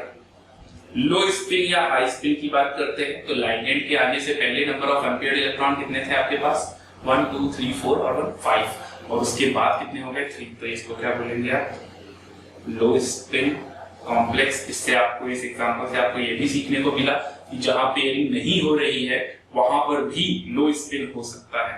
तो आप ऐसा नहीं सोचिएगा कि अगर पेयरिंग नहीं हुई तो हमेशा हाई स्पिन कॉम्प्लेक्स होगा, वो लो स्पिन कॉम्प्लेक्स भी हो सकता है। ओके, 5th नंबर पे आते हैं लो स्पिन कॉम्प्लेक्स, समझ में आ गया, मैग्नेटिक नेचर। तो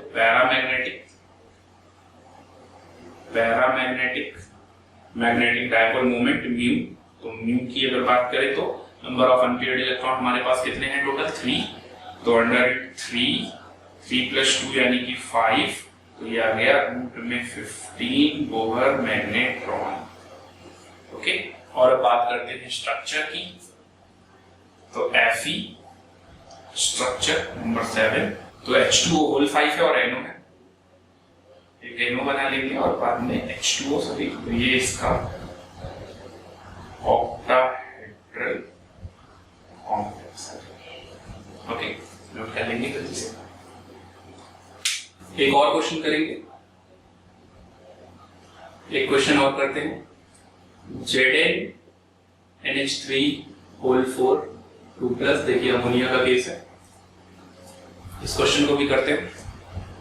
ZnNH3 होल 4 2+, तो जिंक का एटॉमिक नंबर कितना है 30 और Zn के ऊपर चार्ज कितना आ रहा है 2+, तो Zn 2+ के according 4s0 3d10, 4s0 3d10 हो जाएगा।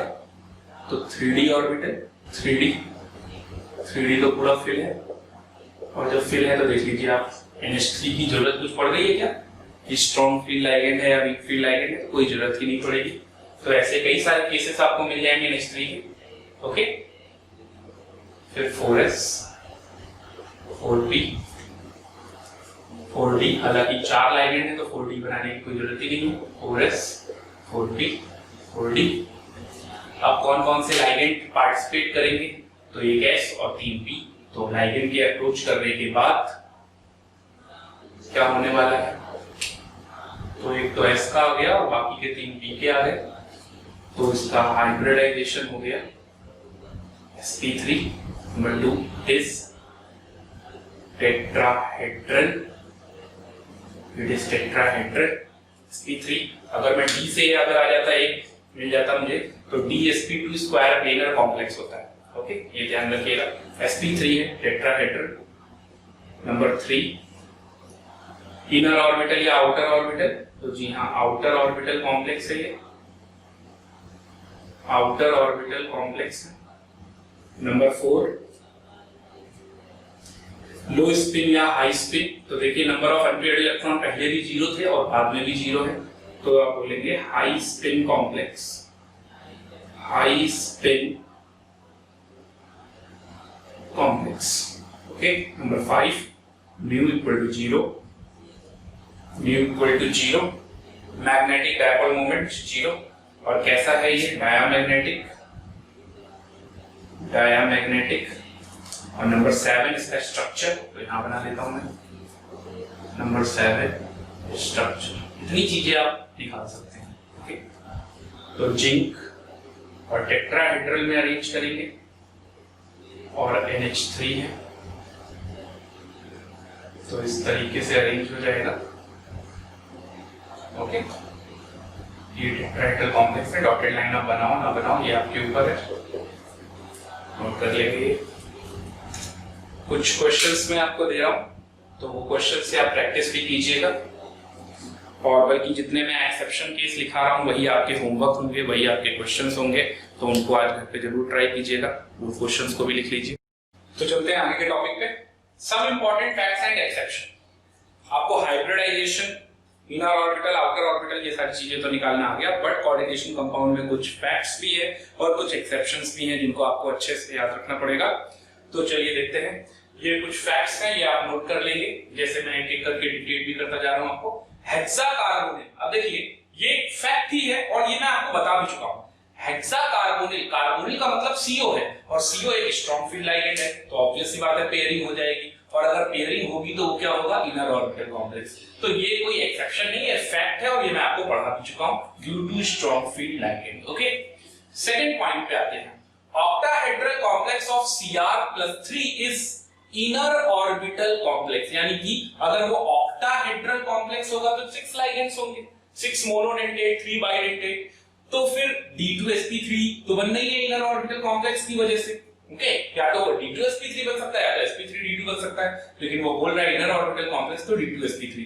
अब Cr का अगर ऑक्सीडेशन स्टेट +3 आ जाए और लाइगेंड कैसा भी हो, स्ट्रॉन्ग फील्ड लाइगेंड हो या वीक फील्ड लाइगेंड हो, हर एक में क्या आएगा, D2sp3 ही आएगा, भले ही आपके पास CrF6 3- जैसा ही क्यों हो। तो अब देखिए F क्या है, वीक फील्ड, लेकिन फिर भी क्योंकि यहां पर Cr का ऑक्सीडेशन स्टेट कितना आएगा, +3, और ये ऑक्टाहेड्रल कॉम्प्लेक्स है, तो ये इनर ऑर्बिटल नहीं होगा तो ये क्या कहलाएगा, D2sp3। तो ये एक एक्सेप्शन की तरह भी बन गया। ओके, तो ये फैक्ट आपको याद रहेगा तो आप ऐसे क्वेश्चन कर लोगे। चलिए नेक्स्ट आते हैं थर्ड पॉइंट पे। CONH3 3+ is inner orbital D2sp3 while CONH3 2+ is sp3d2। बहुत इंपॉर्टेंट है, ये कई बार आ सकता है और ये 3+ 2+ का ही सिर्फ चेंज होता है, तो इसको आपको याद रखना है। अगले पॉइंट पे आते हैं, फोर्थ पॉइंट पे। प्लैटिनम सेकंड ऑक्सीडेशन स्टेट और प्लैटिनम सेकंड ऑक्सीडेशन स्टेट। इसके बाद कोऑर्डिनेशन नंबर कितना होना चाहिए, 4। अगर प्लैटिनम पे +2 है और प्लैटिनम पे +2 है और कोऑर्डिनेशन नंबर कितना है, 4, they are always square planar complex. अब देखिए 4 लाइगेंड से या तो sp3 बन सकता है या तो dsp2 बन सकता है। तो dsp2 को क्या बोलते हैं, स्क्वायर प्लेनर कॉम्प्लेक्स। तो स्क्वायर प्लेनर कॉम्प्लेक्स तो dsp2, और अगर टेट्राहेड्रल होता तो sp3। तो ये भी एक याद रखना है आपको। ओके, नेक्स्ट आते हैं। ये क्वेश्चन तो हम लोगों ने करा ही था, ब्राउन रिंग टेस्ट वाला। यहाँ पर Fe का ऑक्सीडेशन स्टेट कितना आया था, +1। ये देखिए यहाँ लिखा भी हुआ है Fe+1। एक इलेक्ट्रॉन हमने 4s से निकालकर कहां जंप कराया था, 3d ऑर्बिटल में, लेकिन पेयरिंग नहीं हुई थी, इसलिए ये आउटर ऑर्बिटल कॉम्प्लेक्स है। और आउटर ऑर्बिटल कॉम्प्लेक्स होने की वजह से ये इसका हाइब्रिडाइजेशन sp3d2 आता है। तो ये तो हो गए कुछ फैक्ट्स। अब कुछ एक्सेप्शंस मैं आपको बता देता हूं कि ऐसे कौन कौन से केसेस हैं जहां पर वीक फील्ड लाइगेंड में भी पेयरिंग हो जाती है और स्ट्रॉन्ग फील्ड लाइगेंड में पेयरिंग नहीं होती है। तो कुछ ऐसे भी एक्सेप्शंस हैं, उनको आपको नोट कर लेना है। पहले आप इतना नोट कर लेंगे। तो ये कुछ एक्सेप्शन केसेस हैं, इनको भी आप नोट कर लेंगे, इंपॉर्टेंट है। और ये सारे ही नहीं एक्सेप्शंस हैं, इसमें कई सारे फैक्ट बेस मैंने लिख रखे हैं, इसीलिए मैंने हेडिंग डाल रखी है, सब इंपॉर्टेंट फैक्ट्स एंड एक्सेप्शन। जब आप इन सारे एग्जांपल्स को लगाएंगे, होमवर्क आपका यही है, तो आप इन सारे क्वेश्चंस को जब लगाएंगे तो आपको खुद समझ में आएगा कि बहुत सी जगह पर एक्सेप्शन नाम की कोई चीज ही नहीं है, क्योंकि मैंने आपको कॉन्सेप्ट सिखा दिया है, तो आप खुद ही ये रिजल्ट आप ले आएंगे। ओके, तो देखिए मैंने यहाँ पर 2 कैटेगरी बनाई है, इनर ऑर्बिटल कॉम्प्लेक्स और एक outer orbital complex. Inner orbital complex में वो सारे केसेस जिसमें पेयरिंग डन और वो सारे केसेस जिसमें पेयरिंग नॉट डन। तो पहले पेयरिंग डन के चलते हैं। अब जैसे NiNH3 तो यहाँ पर ये एक ऐसा कॉम्प्लेक्स है जहां पर पेयरिंग हो रही होगी, तो यहाँ dsp2 का मतलब स्क्वायर प्लेनर कॉम्प्लेक्स। DMG यहाँ पर भी स्क्वायर प्लेनर कॉम्प्लेक्स। अब Cl देखिए वीक फील्ड लाइगेंड है, फिर भी यहाँ पर पेयरिंग करा दी गई, क्योंकि ये मैंने प्लैटिनम और प्लैटिनम का 4 कोऑर्डिनेशन नंबर का आपको केस लिखाया था, ये वही एग्जांपल है। तो ये भी dsp2। CONH3 3+ मैंने आपको बताया था D2sp3, और यहाँ कहीं पर CONH3 2+ भी होगा, वो देखिए sp3d2 है, पेयरिंग नॉट डन। तो ये भी आप ध्यान रखेंगे। यहाँ पर Cl वाला सेम वैसे ही केस है, तो यहाँ पर भी क्या आ रहा है, D2sp3 FeCO5 dsp2। इसी तरह से ये सारे केसेस भी नोट कर लेंगे आप। यहाँ पर एक इंपॉर्टेंट है CONH3 2+, तो ये याद रखिएगा, स्क्वायर प्लेनर होता है dsp2, स्क्वायर प्लेनर होता है, और स्क्वायर प्लेनर कॉम्प्लेक्स कैसा होता है, dsp2। ओके, पेयरिंग डन में यहाँ पर सिर्फ एक ही है, तो NiCO4 हम अच्छे से जानते हैं कार्बोनिक ऐसा होता है, स्ट्रॉन्ग फील्ड लाइगेंड है, तो पेयरिंग करा देंगे तो sp3 आएगा। इसको अगर मैं यहाँ नहीं भी लिखता तो भी कोई दिक्कत नहीं थी, पेयरिंग डन आप वैसे भी कर लेते, ये कोई एक्सेप्शन नहीं है, ये एक्चुअल में लॉजिकली क्वेश्चन सॉल्व किया हुआ आंसर है। ओके, तो ऐसे आपको और जो मिल जाए वो आप यहाँ पर कैटेगरी बना सकते हो, बट मेरे कहने का मतलब है इतने सारे एक्सेप्शन नहीं है, इनमें बहुत सारे फैक्ट बेस्ड क्वेश्चंस हैं, इनमें बहुत सारे एग्जांपल्स ऐसे हैं जो सॉल्व करने पर भी आपका रिजल्ट वही आएगा। तो ये कुछ इंपॉर्टेंट है, इनके साथ आप होमवर्क आज कंप्लीट कीजिएगा और इन सारे क्वेश्चंस को आप सॉल्व भी कीजिएगा, उससे सभी ट्राई कीजिएगा। इस क्वेश्चन को भी बहुत इंटरेस्टिंग है, देखिएगा CONH3 2+, इसका आंसर वैसे तो आप sp3 लगा दोगे, बट ये dsp2 स्क्वायर प्लेनर कॉम्प्लेक्स होता है, इस वजह से इसका टेट्राहेड्रल आंसर नहीं होगा। ओके, नोट कर लीजिए इसको। तो चलते हैं अपने अगले टॉपिक पे, क्रिस्टल फील्ड थ्योरी। चलिए देखिए, क्रिस्टल फील्ड थ्योरी एक्चुअल में है क्या। वैलेंस बॉन्ड थ्योरी के बाद आया है कोऑर्डिनेशन कंपाउंड में क्रिस्टल फील्ड थ्योरी, और इससे भी ज्यादा एडवांस जो हमारे सिलेबस में नहीं है, लिगेंड फील्ड थ्योरी। तो VBT, CFT and LFT 3 theory है कोऑर्डिनेशन कंपाउंड के लिए। VBT हम पढ़ चुके हैं, CFT हम पढ़ने जा रहे हैं। तो क्रिस्टल फील्ड थ्योरी ब्रैथे और वेरबेलेट ने दी थी, और ये मेनली पहले अप्लाइड थी आयन क्रिस्टल्स के ऊपर, इसीलिए इसका नाम है क्रिस्टल फील्ड थ्योरी। ओके, तो मेन पॉइंट्स क्या हैं, एक नजर डाल देते हैं जल्दी से, और ये सब आप नोट भी करते जाइएगा, मोस्ट इंपॉर्टेंट पॉइंट्स हैं। तो जितना सिंक्रोनाइज वे में हो सकता था मैंने सारे पॉइंट्स लिख दिए इसीलिए। तो पहला पॉइंट आता है CMA is surrounded by ligand contain one और मोर इलेक्ट्रॉन पेयर। जो जो हमारा सेंट्रल मेटल एटम है वो लाइगेंड से क्या होगा, सराउंडेड होगा। ओके, सेकंड पॉइंट पे आते हैं। According to CFT, bonding between CMA and ligand is not covalent but it is regarded as purely electrostatic और coulombic force between positively charged CMA and negatively charged anion or dipole molecule act as a ligand। अब इस point का मतलब क्या है? Actual में VBT क्या कहती है? VBT कहती है कि सबसे पहले सेंट्रल मेटल एटम के ऑर्बिटल्स आपस में ओवरलैप करके हाइब्रिड ऑर्बिटल बनाते हैं और वो हाइब्रिड ऑर्बिटल लाइगेंड के साथ इलेक्ट्रॉन पेयर शेयर करते हैं और लाइगेंड अपना इलेक्ट्रॉन पेयर उन हाइब्रिड ऑर्बिटल में प्रोवाइड करता है via coordinate covalent bond. Crystal field theory इस बात को टोटली डिनाई करती है। क्रिस्टल फील्ड थ्योरी ये बिल्कुल नहीं मानती है कि लाइगेंड और CMA के बीच में कोई बॉन्डिंग है, बल्कि यहाँ पर एक purely electrostatic force of attraction को माना जाता है in between ligand and CMA। तो उसी पॉइंट को यहाँ पर बोला गया है, according to CFT, bonding between CMA and ligand is not covalent but it is regarded as purely electrostatic और coulombic force between positively charge CMA, जो भी हमारा मेटल है वो तो पॉजिटिवली चार्ज होगा मेटल में, एंड नेगेटिवली चार्ज एनायन। अगर कोई नेगेटिवली चार्ज लाइगेंड है तो उसके बीच में और CMA के बीच में भी इलेक्ट्रोस्टैटिक फोर्स ऑफ अट्रैक्शन। और अगर डाइपोल मॉलिक्यूल यहाँ बोला जा रहा है न्यूट्रल लाइगेंड को, यहाँ पर डाइपोल मॉलिक्यूल किसको बोला जा रहा है? न्यूट्रल लाइगेंड को बोला जा रहा है। तो वो न्यूट्रल लाइगेंड किसकी तरह, जो कि एक्ट कर रहा है लाइगेंड की तरह, है ना? तो इनके बीच में इलेक्ट्रोस्टैटिक फोर्स है। नेक्स्ट पॉइंट पे आते हैं। जितने भी नेगेटिवली चार्ज लाइगेंड हैं like fluoride, chloride, cyanide, nitrate, regarded as a point charge, इनको क्या बोला जाता है? Point charge. और जितने भी न्यूट्रल लाइगेंड हैं लाइक दिस, इनको बोला जाता है पॉइंट डाइपोल। पॉइंट डाइपोल यानी न्यूट्रल लाइगेंड के ऊपर एक अगला पॉइंट है, न्यूट्रल लाइगेंड्स आर डाइपोलर। जितने भी न्यूट्रल लाइगेंड हैं उनको क्या बोला जाता है? डाइपोलर बोला जाता है। If the ligand is neutral, then the more electronegative end। इस बात को जरा समझ लेते हैं। जैसे सपोज CO, तो CO अगर है तो यहाँ पर CO में ऑक्सीजन इज मोर इलेक्ट्रोनेगेटिव, तो मोर इलेक्ट्रोनेगेटिव एंड जो होगा वो किसकी तरफ होगा? टुवर्ड्स CMA, टुवर्ड्स CMA होगा। तो इसी पॉइंट को यहाँ पर मेंशन किया गया है, get oriented towards CMA। More electronegative end of the neutral ligand get oriented towards CMA। Okay, तो next point पे आते हैं। 5d orbitals, d के 5 orbitals जो हैं, in a isolated gaseous atom or ion have same energy। d के पांचों orbital की एनर्जी क्या होती है? सेम, इसीलिए उनको डिजेनरेट ऑर्बिटल बोला जाता है। और वो degeneracy will maintain if spherically symmetrical field of negative charge surrounds CMA। अगर लाइगेंड स्फेरिकली सिमेट्रिकली CMA को सराउंड करेगा तब वो डिजेनरेसी कभी भी मेंटेन नहीं होगी। तो कहने का मतलब है, इस पॉइंट को जरा फिर से समझते हैं।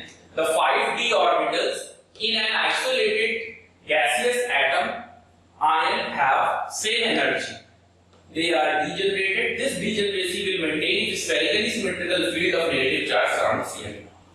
अगर लाइगेंड स्फेरिकली सिमेट्रिकली CMA को सराउंड करेंगे तो डिजेनरेसी ऑफ d ऑर्बिटल वो मेंटेन रहेगी, वो स्प्लिट अप नहीं होगी।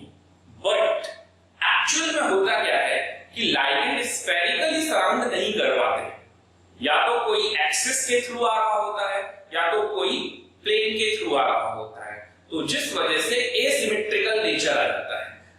लाइगेंड के अप्रोच करने के बाद भी डिजेनरेसी मेंटेन रहे, ये एक हाइपोथेटिकल सिचुएशन है। अभी मैं आपको ऑक्टाहेड्रल कॉम्प्लेक्स और टेट्राहेड्रल कॉम्प्लेक्स में ये चीजें बताऊंगा भी। फॉर ऑक्टाहेड्रल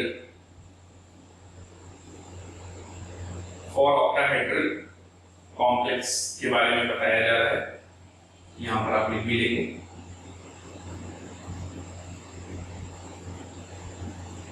अभी हम लोग डिटेल में भी देखते हैं ऑक्टाहेड्रल कॉम्प्लेक्स को। तो वो d के 5 ऑर्बिटल Eg और D2G में टूट जाएंगे।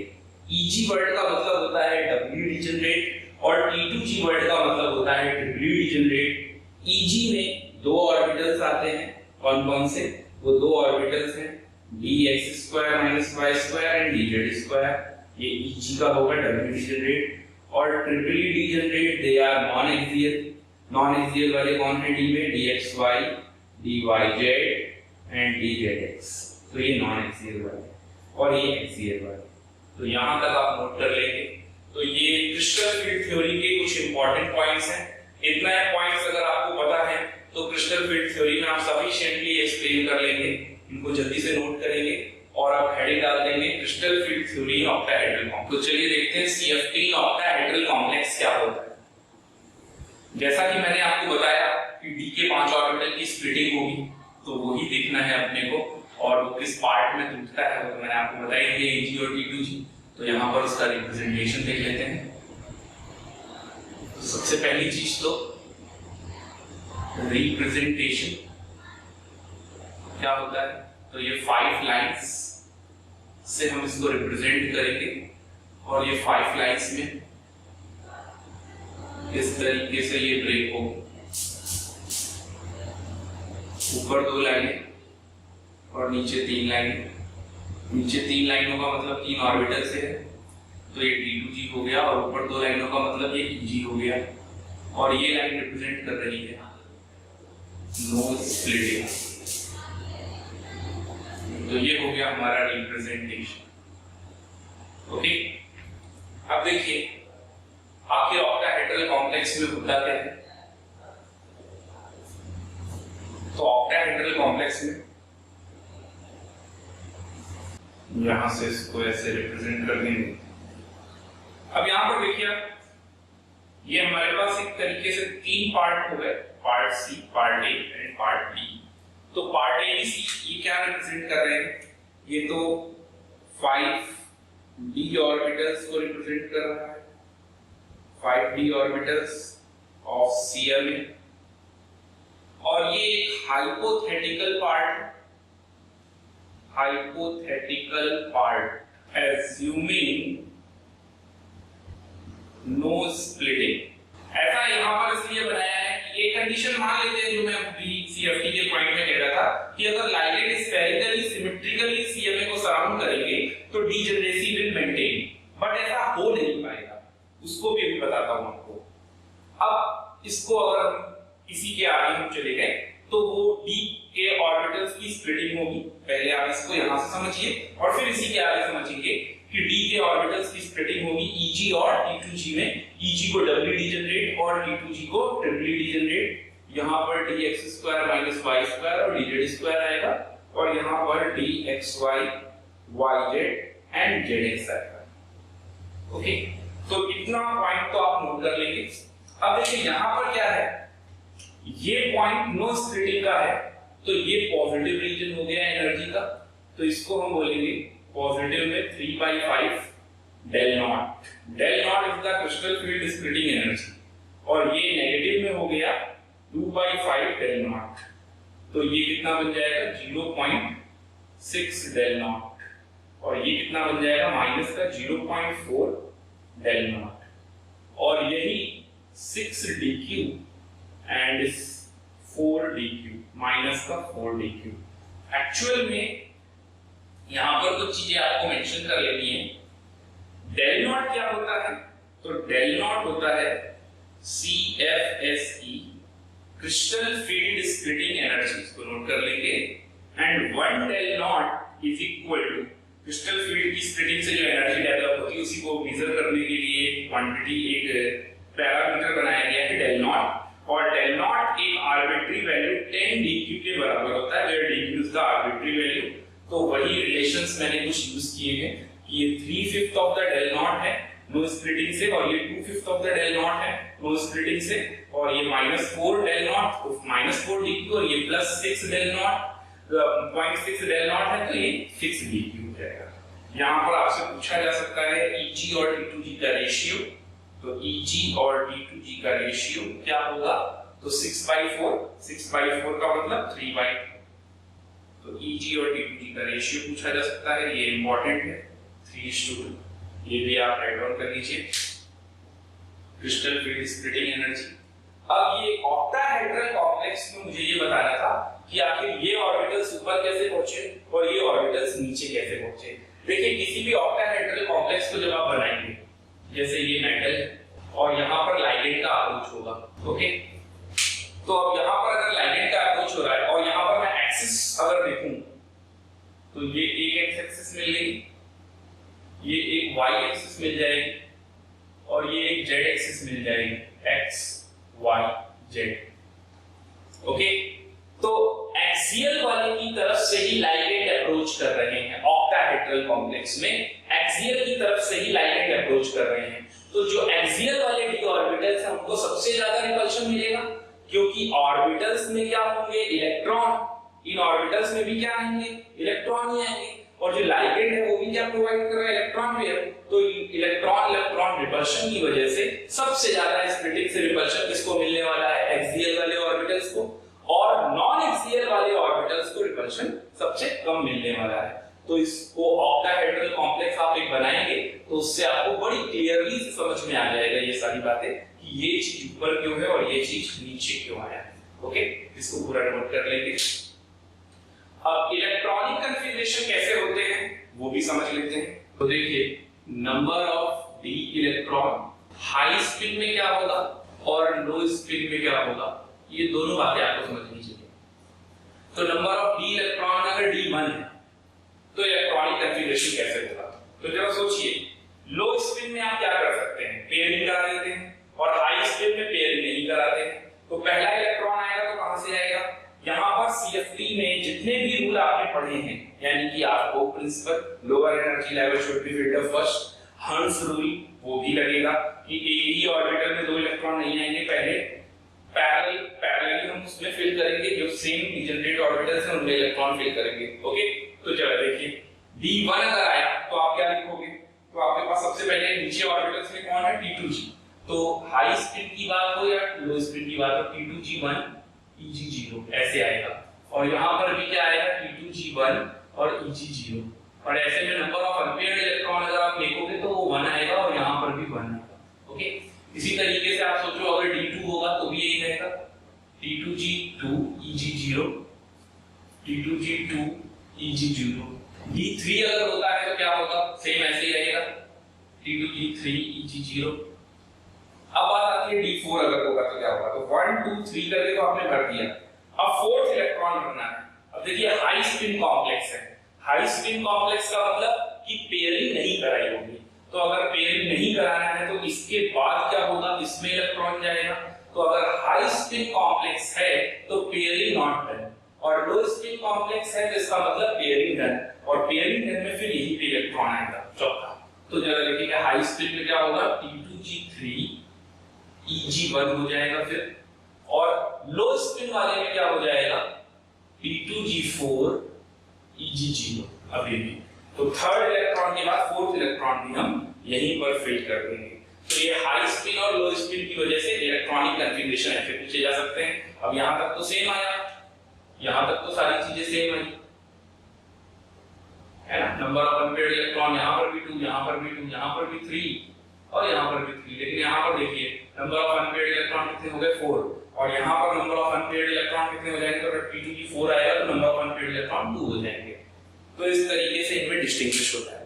तो नोट कर लेंगे ऑक्टाहेड्रल कॉम्प्लेक्स, और अब नेक्स्ट हेडिंग डालेंगे टेट्राहेड्रल कॉम्प्लेक्स।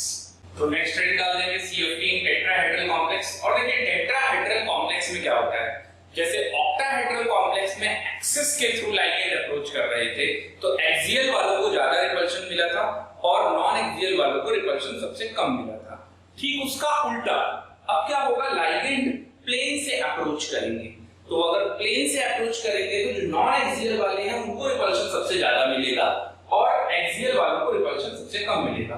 तो जो आपने अभी ऑक्टाहेड्रल में बनाया जस्ट उसका रिवर्स कर देना है, तो T2 ऊपर हो जाएगा और E नीचे। यहाँ पर G नहीं यूज किया गया, तो नोट करके एक इंपॉर्टेंट पॉइंट लिख लेंगे, subscript G is not used because in tetrahedral complex there is no centre of symmetry. G word वही यूज करेंगे जहां पर सेंटर ऑफ सिमेट्री होगा, क्योंकि टेट्राहेड्रल कॉम्प्लेक्स में कोई सेंटर ऑफ सिमेट्री नहीं होती, इसलिए जी वर्ड का यूज नहीं करेंगे। ये टर्म याद रखिएगा।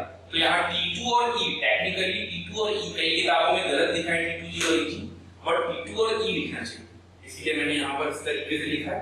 अब जब आप देखेंगे तो पार्ट ए वही है, E के 5 ऑर्बिटल्स, रिप्रेजेंटेशन मैंने बदल दिया है।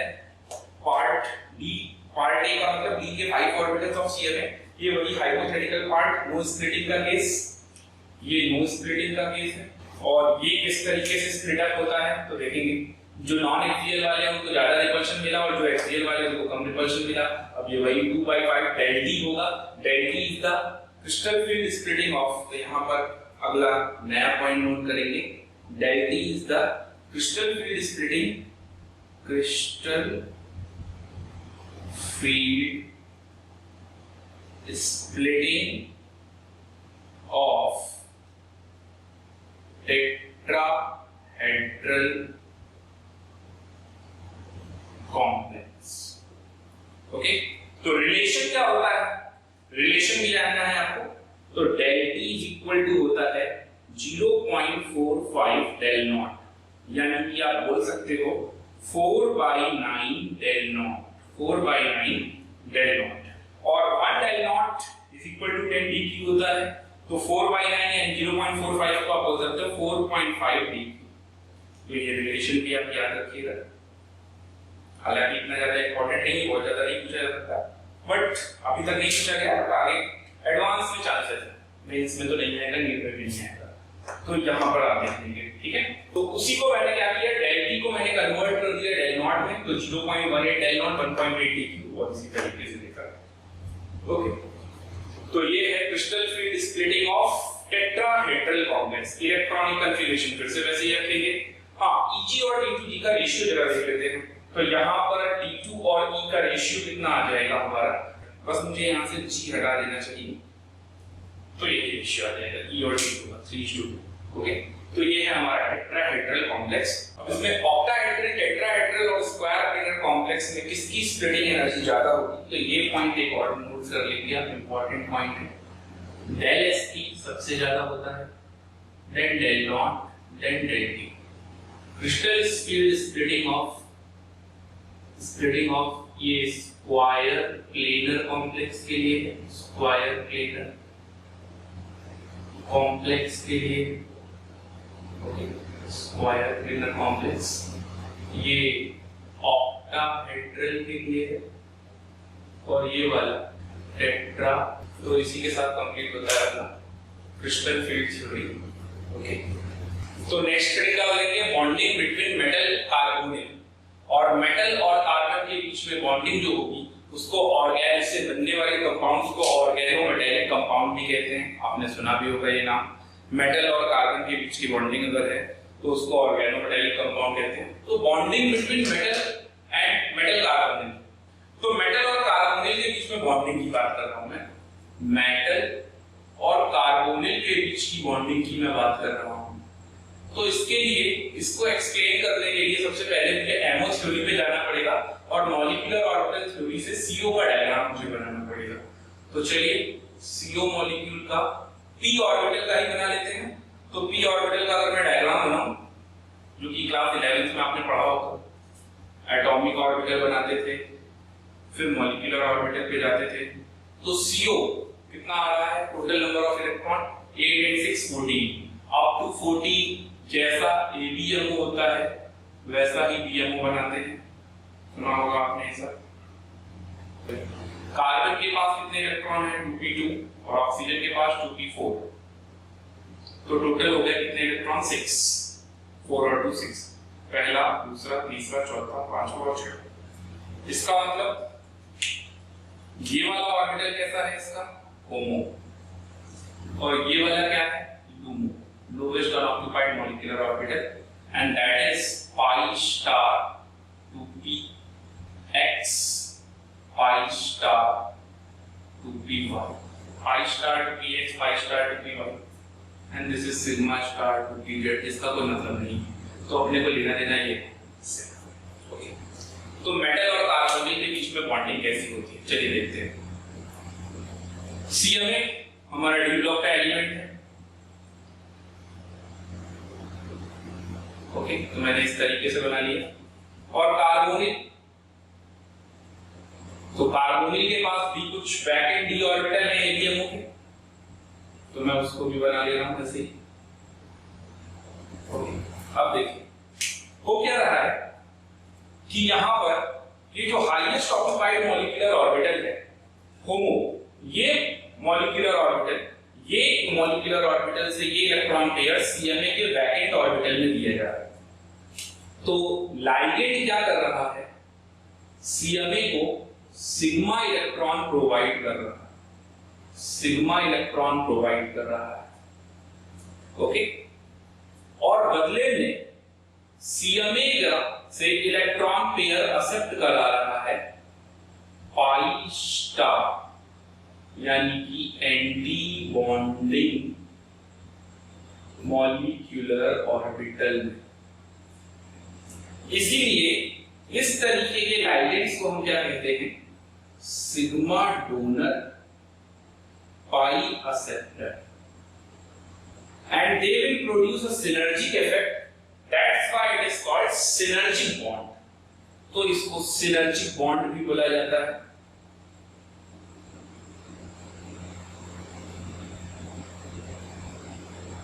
इसीलिए इसको synergic bond भी बोलते हैं। तो कार्बोनिल में फिर से एक बार समझ लेंगे, जो होमो का ये जो इलेक्ट्रॉन पेयर है ये दिया जा रहा है, तो ये हाईएस्ट ऑक्यूपाइड मॉलिक्यूलर ऑर्बिटल से इलेक्ट्रॉन प्रोवाइड कर रहे हैं, और ये फील्ड ऑर्बिटल है, ये फील्ड ऑर्बिटल है। अभी हायर क्लासेस में ये भी पढ़ाया जाता है, जब 12th के बाद आप देखेंगे। तो फील्ड ऑर्बिटल मैं यहां लिख दे रहा हूं, of sp hybridised orbital, field sp hybridised orbital से इलेक्ट्रॉन पेयर इसको प्रोवाइड किया जा रहा है, और बदले में इलेक्ट्रॉन पेयर ये एक्सेप्ट भी कर रहा है। तो sigma donor and pi acceptor, तो क्योंकि ये इलेक्ट्रॉन पेयर अपना दे रहा है, तो ये किसकी तरह कहलाएगा, ये एक्ट करेगा लुईस बेस की तरह, और बदले में अपने एंटी बॉन्डिंग ऑर्बिटल से इलेक्ट्रॉन पेयर एक्सेप्ट भी कर रहा है, तो ये लुईस एसिड की तरह भी काम करेगा। ओके, तो ये होता है मेटल और कार्बोनिल के बीच में सिनर्जिक बॉन्डिंग। अब एक चीज और यहां पर समझेंगे, इंपॉर्टेंट क्या है, देखिए मेटल अपने वैकेंट ऑर्बिटल से, अपने जो ऑर्बिटल हैं, जो उसके फील्ड ऑर्बिटल्स हैं, वहां से क्या कर रहा है, इलेक्ट्रॉन पेयर प्रोवाइड कर रहा है। इनको भी मेंशन कर लेंगे, ये क्या है, फील्ड ऑर्बिटल्स ऑफ CMA। तो फील्ड ऑर्बिटल ऑफ CMA से इलेक्ट्रॉन पेयर प्रोवाइड हो रहा है। अब मेटल और कार्बन के बीच में जितना ज्यादा बॉन्ड स्ट्रेंथ होगा, कार्बन और ऑक्सीजन के बीच की बॉन्ड स्ट्रेंथ उतनी ही लूज होगी। तो ये पॉइंट इंपॉर्टेंट है और इसको नोट भी कर लेंगे। Greater the bond strength between metal and carbon, lesser will be the bond strength of carbon and oxygen। तो CO की बॉन्ड स्ट्रेंथ और कम होती जाएगी। कुछ इंपॉर्टेंट पॉइंट्स मैं और बता देता हूं आपको, तो यहां नोट कर लेते हैं। अब जितना ज्यादा पॉजिटिव चार्ज होगा इस CMA पे, तो वो अपना इलेक्ट्रॉन पेयर को डोनेट नहीं करने देगा।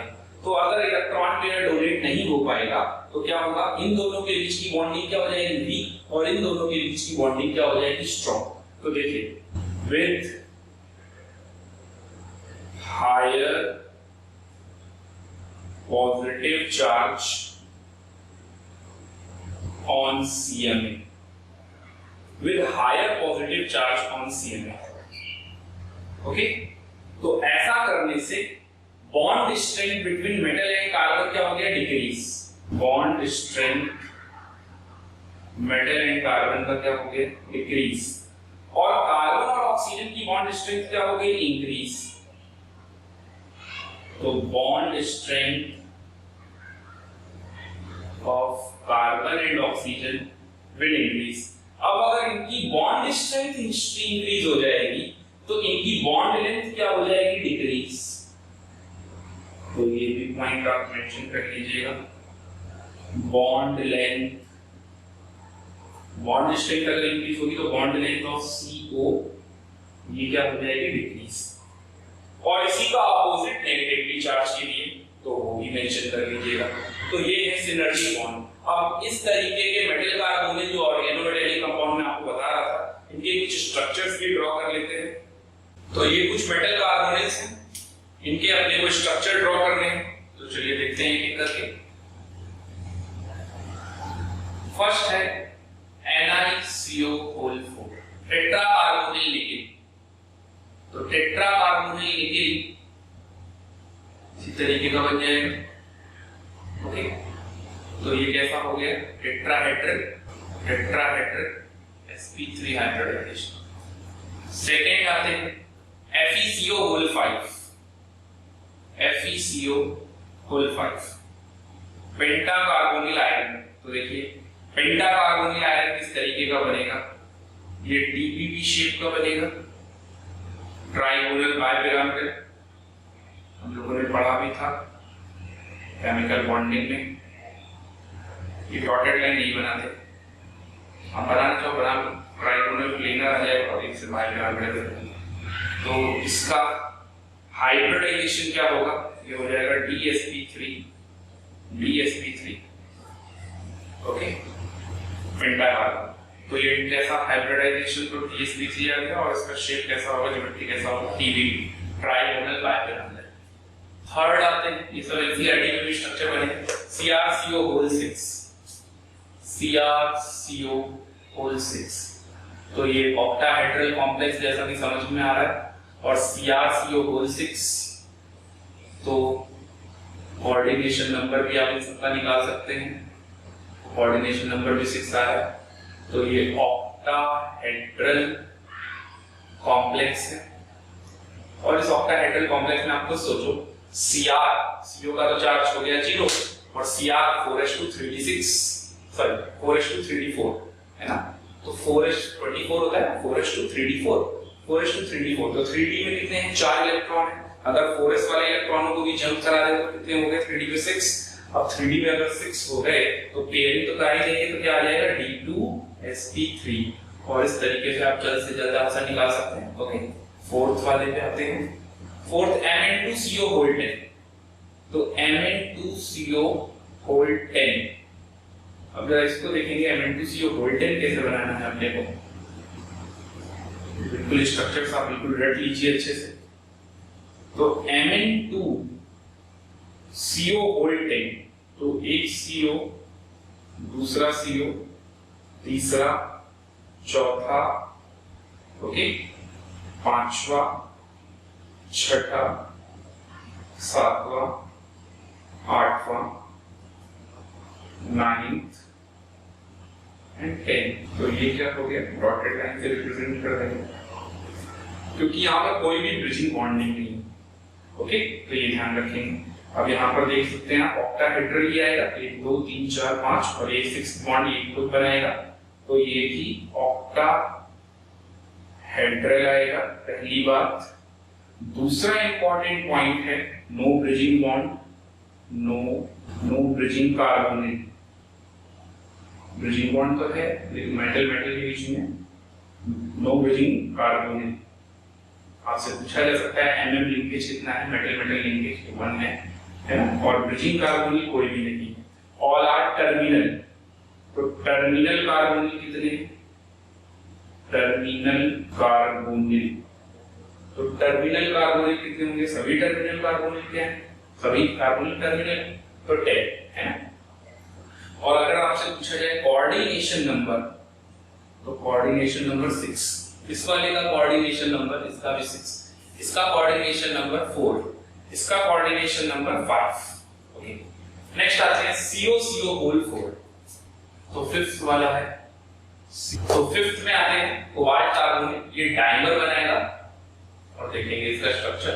दो कार्बोनिल तो मिड में रहेंगे ब्रिजिंग में, और ये आपस में भी ब्रिजिंग बॉन्ड बनाएंगे, ब्रिजिंग होगा, लिंकेज होगा इनके बीच में, और तीन इधर लगा देंगे। ओके, तो इसका कोऑर्डिनेशन नंबर कितना हो जाएगा 3 to 5 और 1 is 6, इसको भी कंसीडर करेंगे कोऑर्डिनेशन नंबर में। ओके, और हाइब्रिडाइजेशन क्या हो जाएगा D2sp3, D2sp3 हाइब्रिडाइजेशन हो जाएगा। अब अगर इसी को मैं कहूं CO2CO whole 8 in liquid solution बनाने के लिए, इन लिक्विड सॉल्यूशन क्या होगा तो देखेंगे, दोनों CO बना देंगे, और अब की बार एक भी ब्रिजिंग कार्बोनिल नहीं होगा। यहाँ पर आप ये भी लिख लीजिएगा ब्रिजिंग कार्बोनिल, तो वो कितने हैं 2, और टर्मिनल कार्बोनिल वो कितने हैं, सभी टर्मिनल तो 4 4 8, और यहाँ पर कोऑर्डिनेशन नंबर कितना माना जाएगा तो 5, 4 से और 1 से 5, और ये DsP3 हाइब्रिडाइजेशन। ओके, तो ये नोट कर लेंगे। तो ये था हमारा टॉपिक मेटल कार्बोनिल। अब लास्ट बचता है कलर ऑफ द कॉम्प्लेक्स, वो और देखेंगे। तो देखिए एक्चुअल में है क्या, कॉम्प्लेक्स कंपाउंड में कलर जो आता है वो डी ट्रांजिशन की वजह से आता है। जैसे कुछ कंपाउंड्स ऐसे होते हैं जिनमें पोलराइजेशन की वजह से आता है, जैसे AgCl, AgBr, AgI, ये मैंने आपको बताया था जब हम लोग केमिकल बॉन्डिंग पढ़ रहे थे, तो केमिकल बॉन्डिंग बताया था। बट कोऑर्डिनेशन कंपाउंड में जो कलर आता है वो सिर्फ डी ट्रांजिशन से आता है। तो यहाँ पर लिख भी देंगे the main reason of colour in complex salt is due to DD transition. It is due to DD transition. कोई एग्जांपल तो देखते हैं, TiH2O whole 6 3+। अब यहाँ पर टिटेनियम का ऑक्सीडेशन स्टेट कितना है 3+, और टिटेनियम का एटॉमिक नंबर कितना होता है 22, तो 22 के अकॉर्डिंग 4s2 3d2 हो गया। अब यहां से अगर 3 इलेक्ट्रॉन निकालेंगे तो मुझे क्या मिलेगा 3d1, और ये एक ऑक्टाहेड्रल कॉम्प्लेक्स बना रहा है। तो इसके ऑक्टाहेड्रल कॉम्प्लेक्स में अगर मैं देखूं तो ऑक्टाहेड्रल कॉम्प्लेक्स में क्या क्या आएगा, तो इसका D2G नीचे होगा और इसका EG वाला पार्ट ऊपर होगा। ओके, तो अब इसमें D में कितने इलेक्ट्रॉन है 1, इसके D में 1 इलेक्ट्रॉन है, D के 5 ऑर्बिटल की मैंने स्प्लिटिंग करा दी थी तरीके से।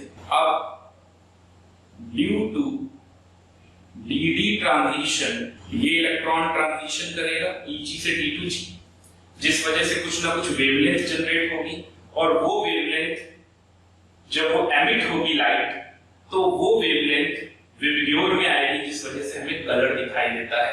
एक्चुअल में इस वाले कॉम्प्लेक्स का कलर वायलेट होता है, ये याद रखिएगा। तो D2G से इलेक्ट्रॉन EG में ट्रांसफर हो गया, इसी को DD ट्रांजिशन बोला गया, और इस DD ट्रांजिशन की वजह से जो भी एनर्जी इसने एब्जॉर्ब की या वेवलेंथ एब्जॉर्ब की, उसके करस्पॉन्डिंग वेवलेंथ ये एमिट करेगा, जो कि हमारे रेटिना पे आएगा और हमें वायलेट कलर दिखाई देगा। तो विजिबल रीजन में ये एमिट करता है, इसकी जो वेवलेंथ आती है वो विजिबल रीजन में आती है, इसी वजह से इसका वायलेट कलर आता है। कलर व्हील का complex, colour wheel coordination compound और कॉम्प्लेक्स में और चलता है, तो उसको और समझ लेते हैं। कलर व्हील, कलर व्हील का कंसेप्ट है। तो ये कलर व्हील क्या है, ये देखिए, colour of light absorb, colour of light emit. तो अगर इस तरीके से आप ये कलर व्हील बना देंगे, तो अगर क्वेश्चन में नहीं गिवन हो और फिर आपको यूज करना हो तभी आप ये यूज करना, अदरवाइज अपने आप से नहीं। वॉयलेट कलर अगर ये एब्सॉर्ब करेगा तो उसके कॉरस्पॉन्डिंग कॉम्प्लीमेंट्री कलर एमिट, यहां पर इसको पूरा लिख लीजिएगा, कॉम्प्लीमेंट्री कलर एमिट। तो वॉयलेट अगर एब्सॉर्ब करेगा तो येलो एमिट करेगा। ओके, इसी तरीके से ब्लू, अगर ब्लू एब्सॉर्ब करेगा तो ऑरेंज, और अगर ग्रीन एब्सॉर्ब करेगा तो रेड। ओके, एक कॉन्सेप्ट है 2014 जेईई एडवांस में क्वेश्चन भी पूछा गया, strength of ligand, strength of ligand is directly proportional to energy of light absorbed. So inversely proportional to wavelength of light absorbed, inversely proportional to energy of light emit. Question आप लगाइएगा, energy of light absorb के directly proportional होता है strength of ligand, तो energy of light emit के inversely proportional होगा। Okay, और अगर एनर्जी ऑफ लाइट के इनवर्सली प्रोपोर्शनल है तो वेवलेंथ ऑफ लाइट एमिट के डायरेक्टली प्रोपोर्शनल होगा। इसको आप अलग से लिख लीजिएगा, वेवलेंथ ऑफ लाइट एमिट के डायरेक्टली प्रोपोर्शनल। मैं लिख देता हूं, वेवलेंथ ऑफ लाइट एमिट के डायरेक्टली। ओके, इसको नोट कर लेंगे। इसी के साथ हमारा कोऑर्डिनेशन कंपाउंड चैप्टर फिनिश होता है। अब आप कोऑर्डिनेशन कंपाउंड के जितने भी क्वेश्चन हैं वो आप सभी लगा सकते हैं। ओके, प्रीवियस ईयर भी लगाइए, उससे ज्यादा से ज्यादा आपको हेल्प मिलेगी। Okay, best of luck, thank you.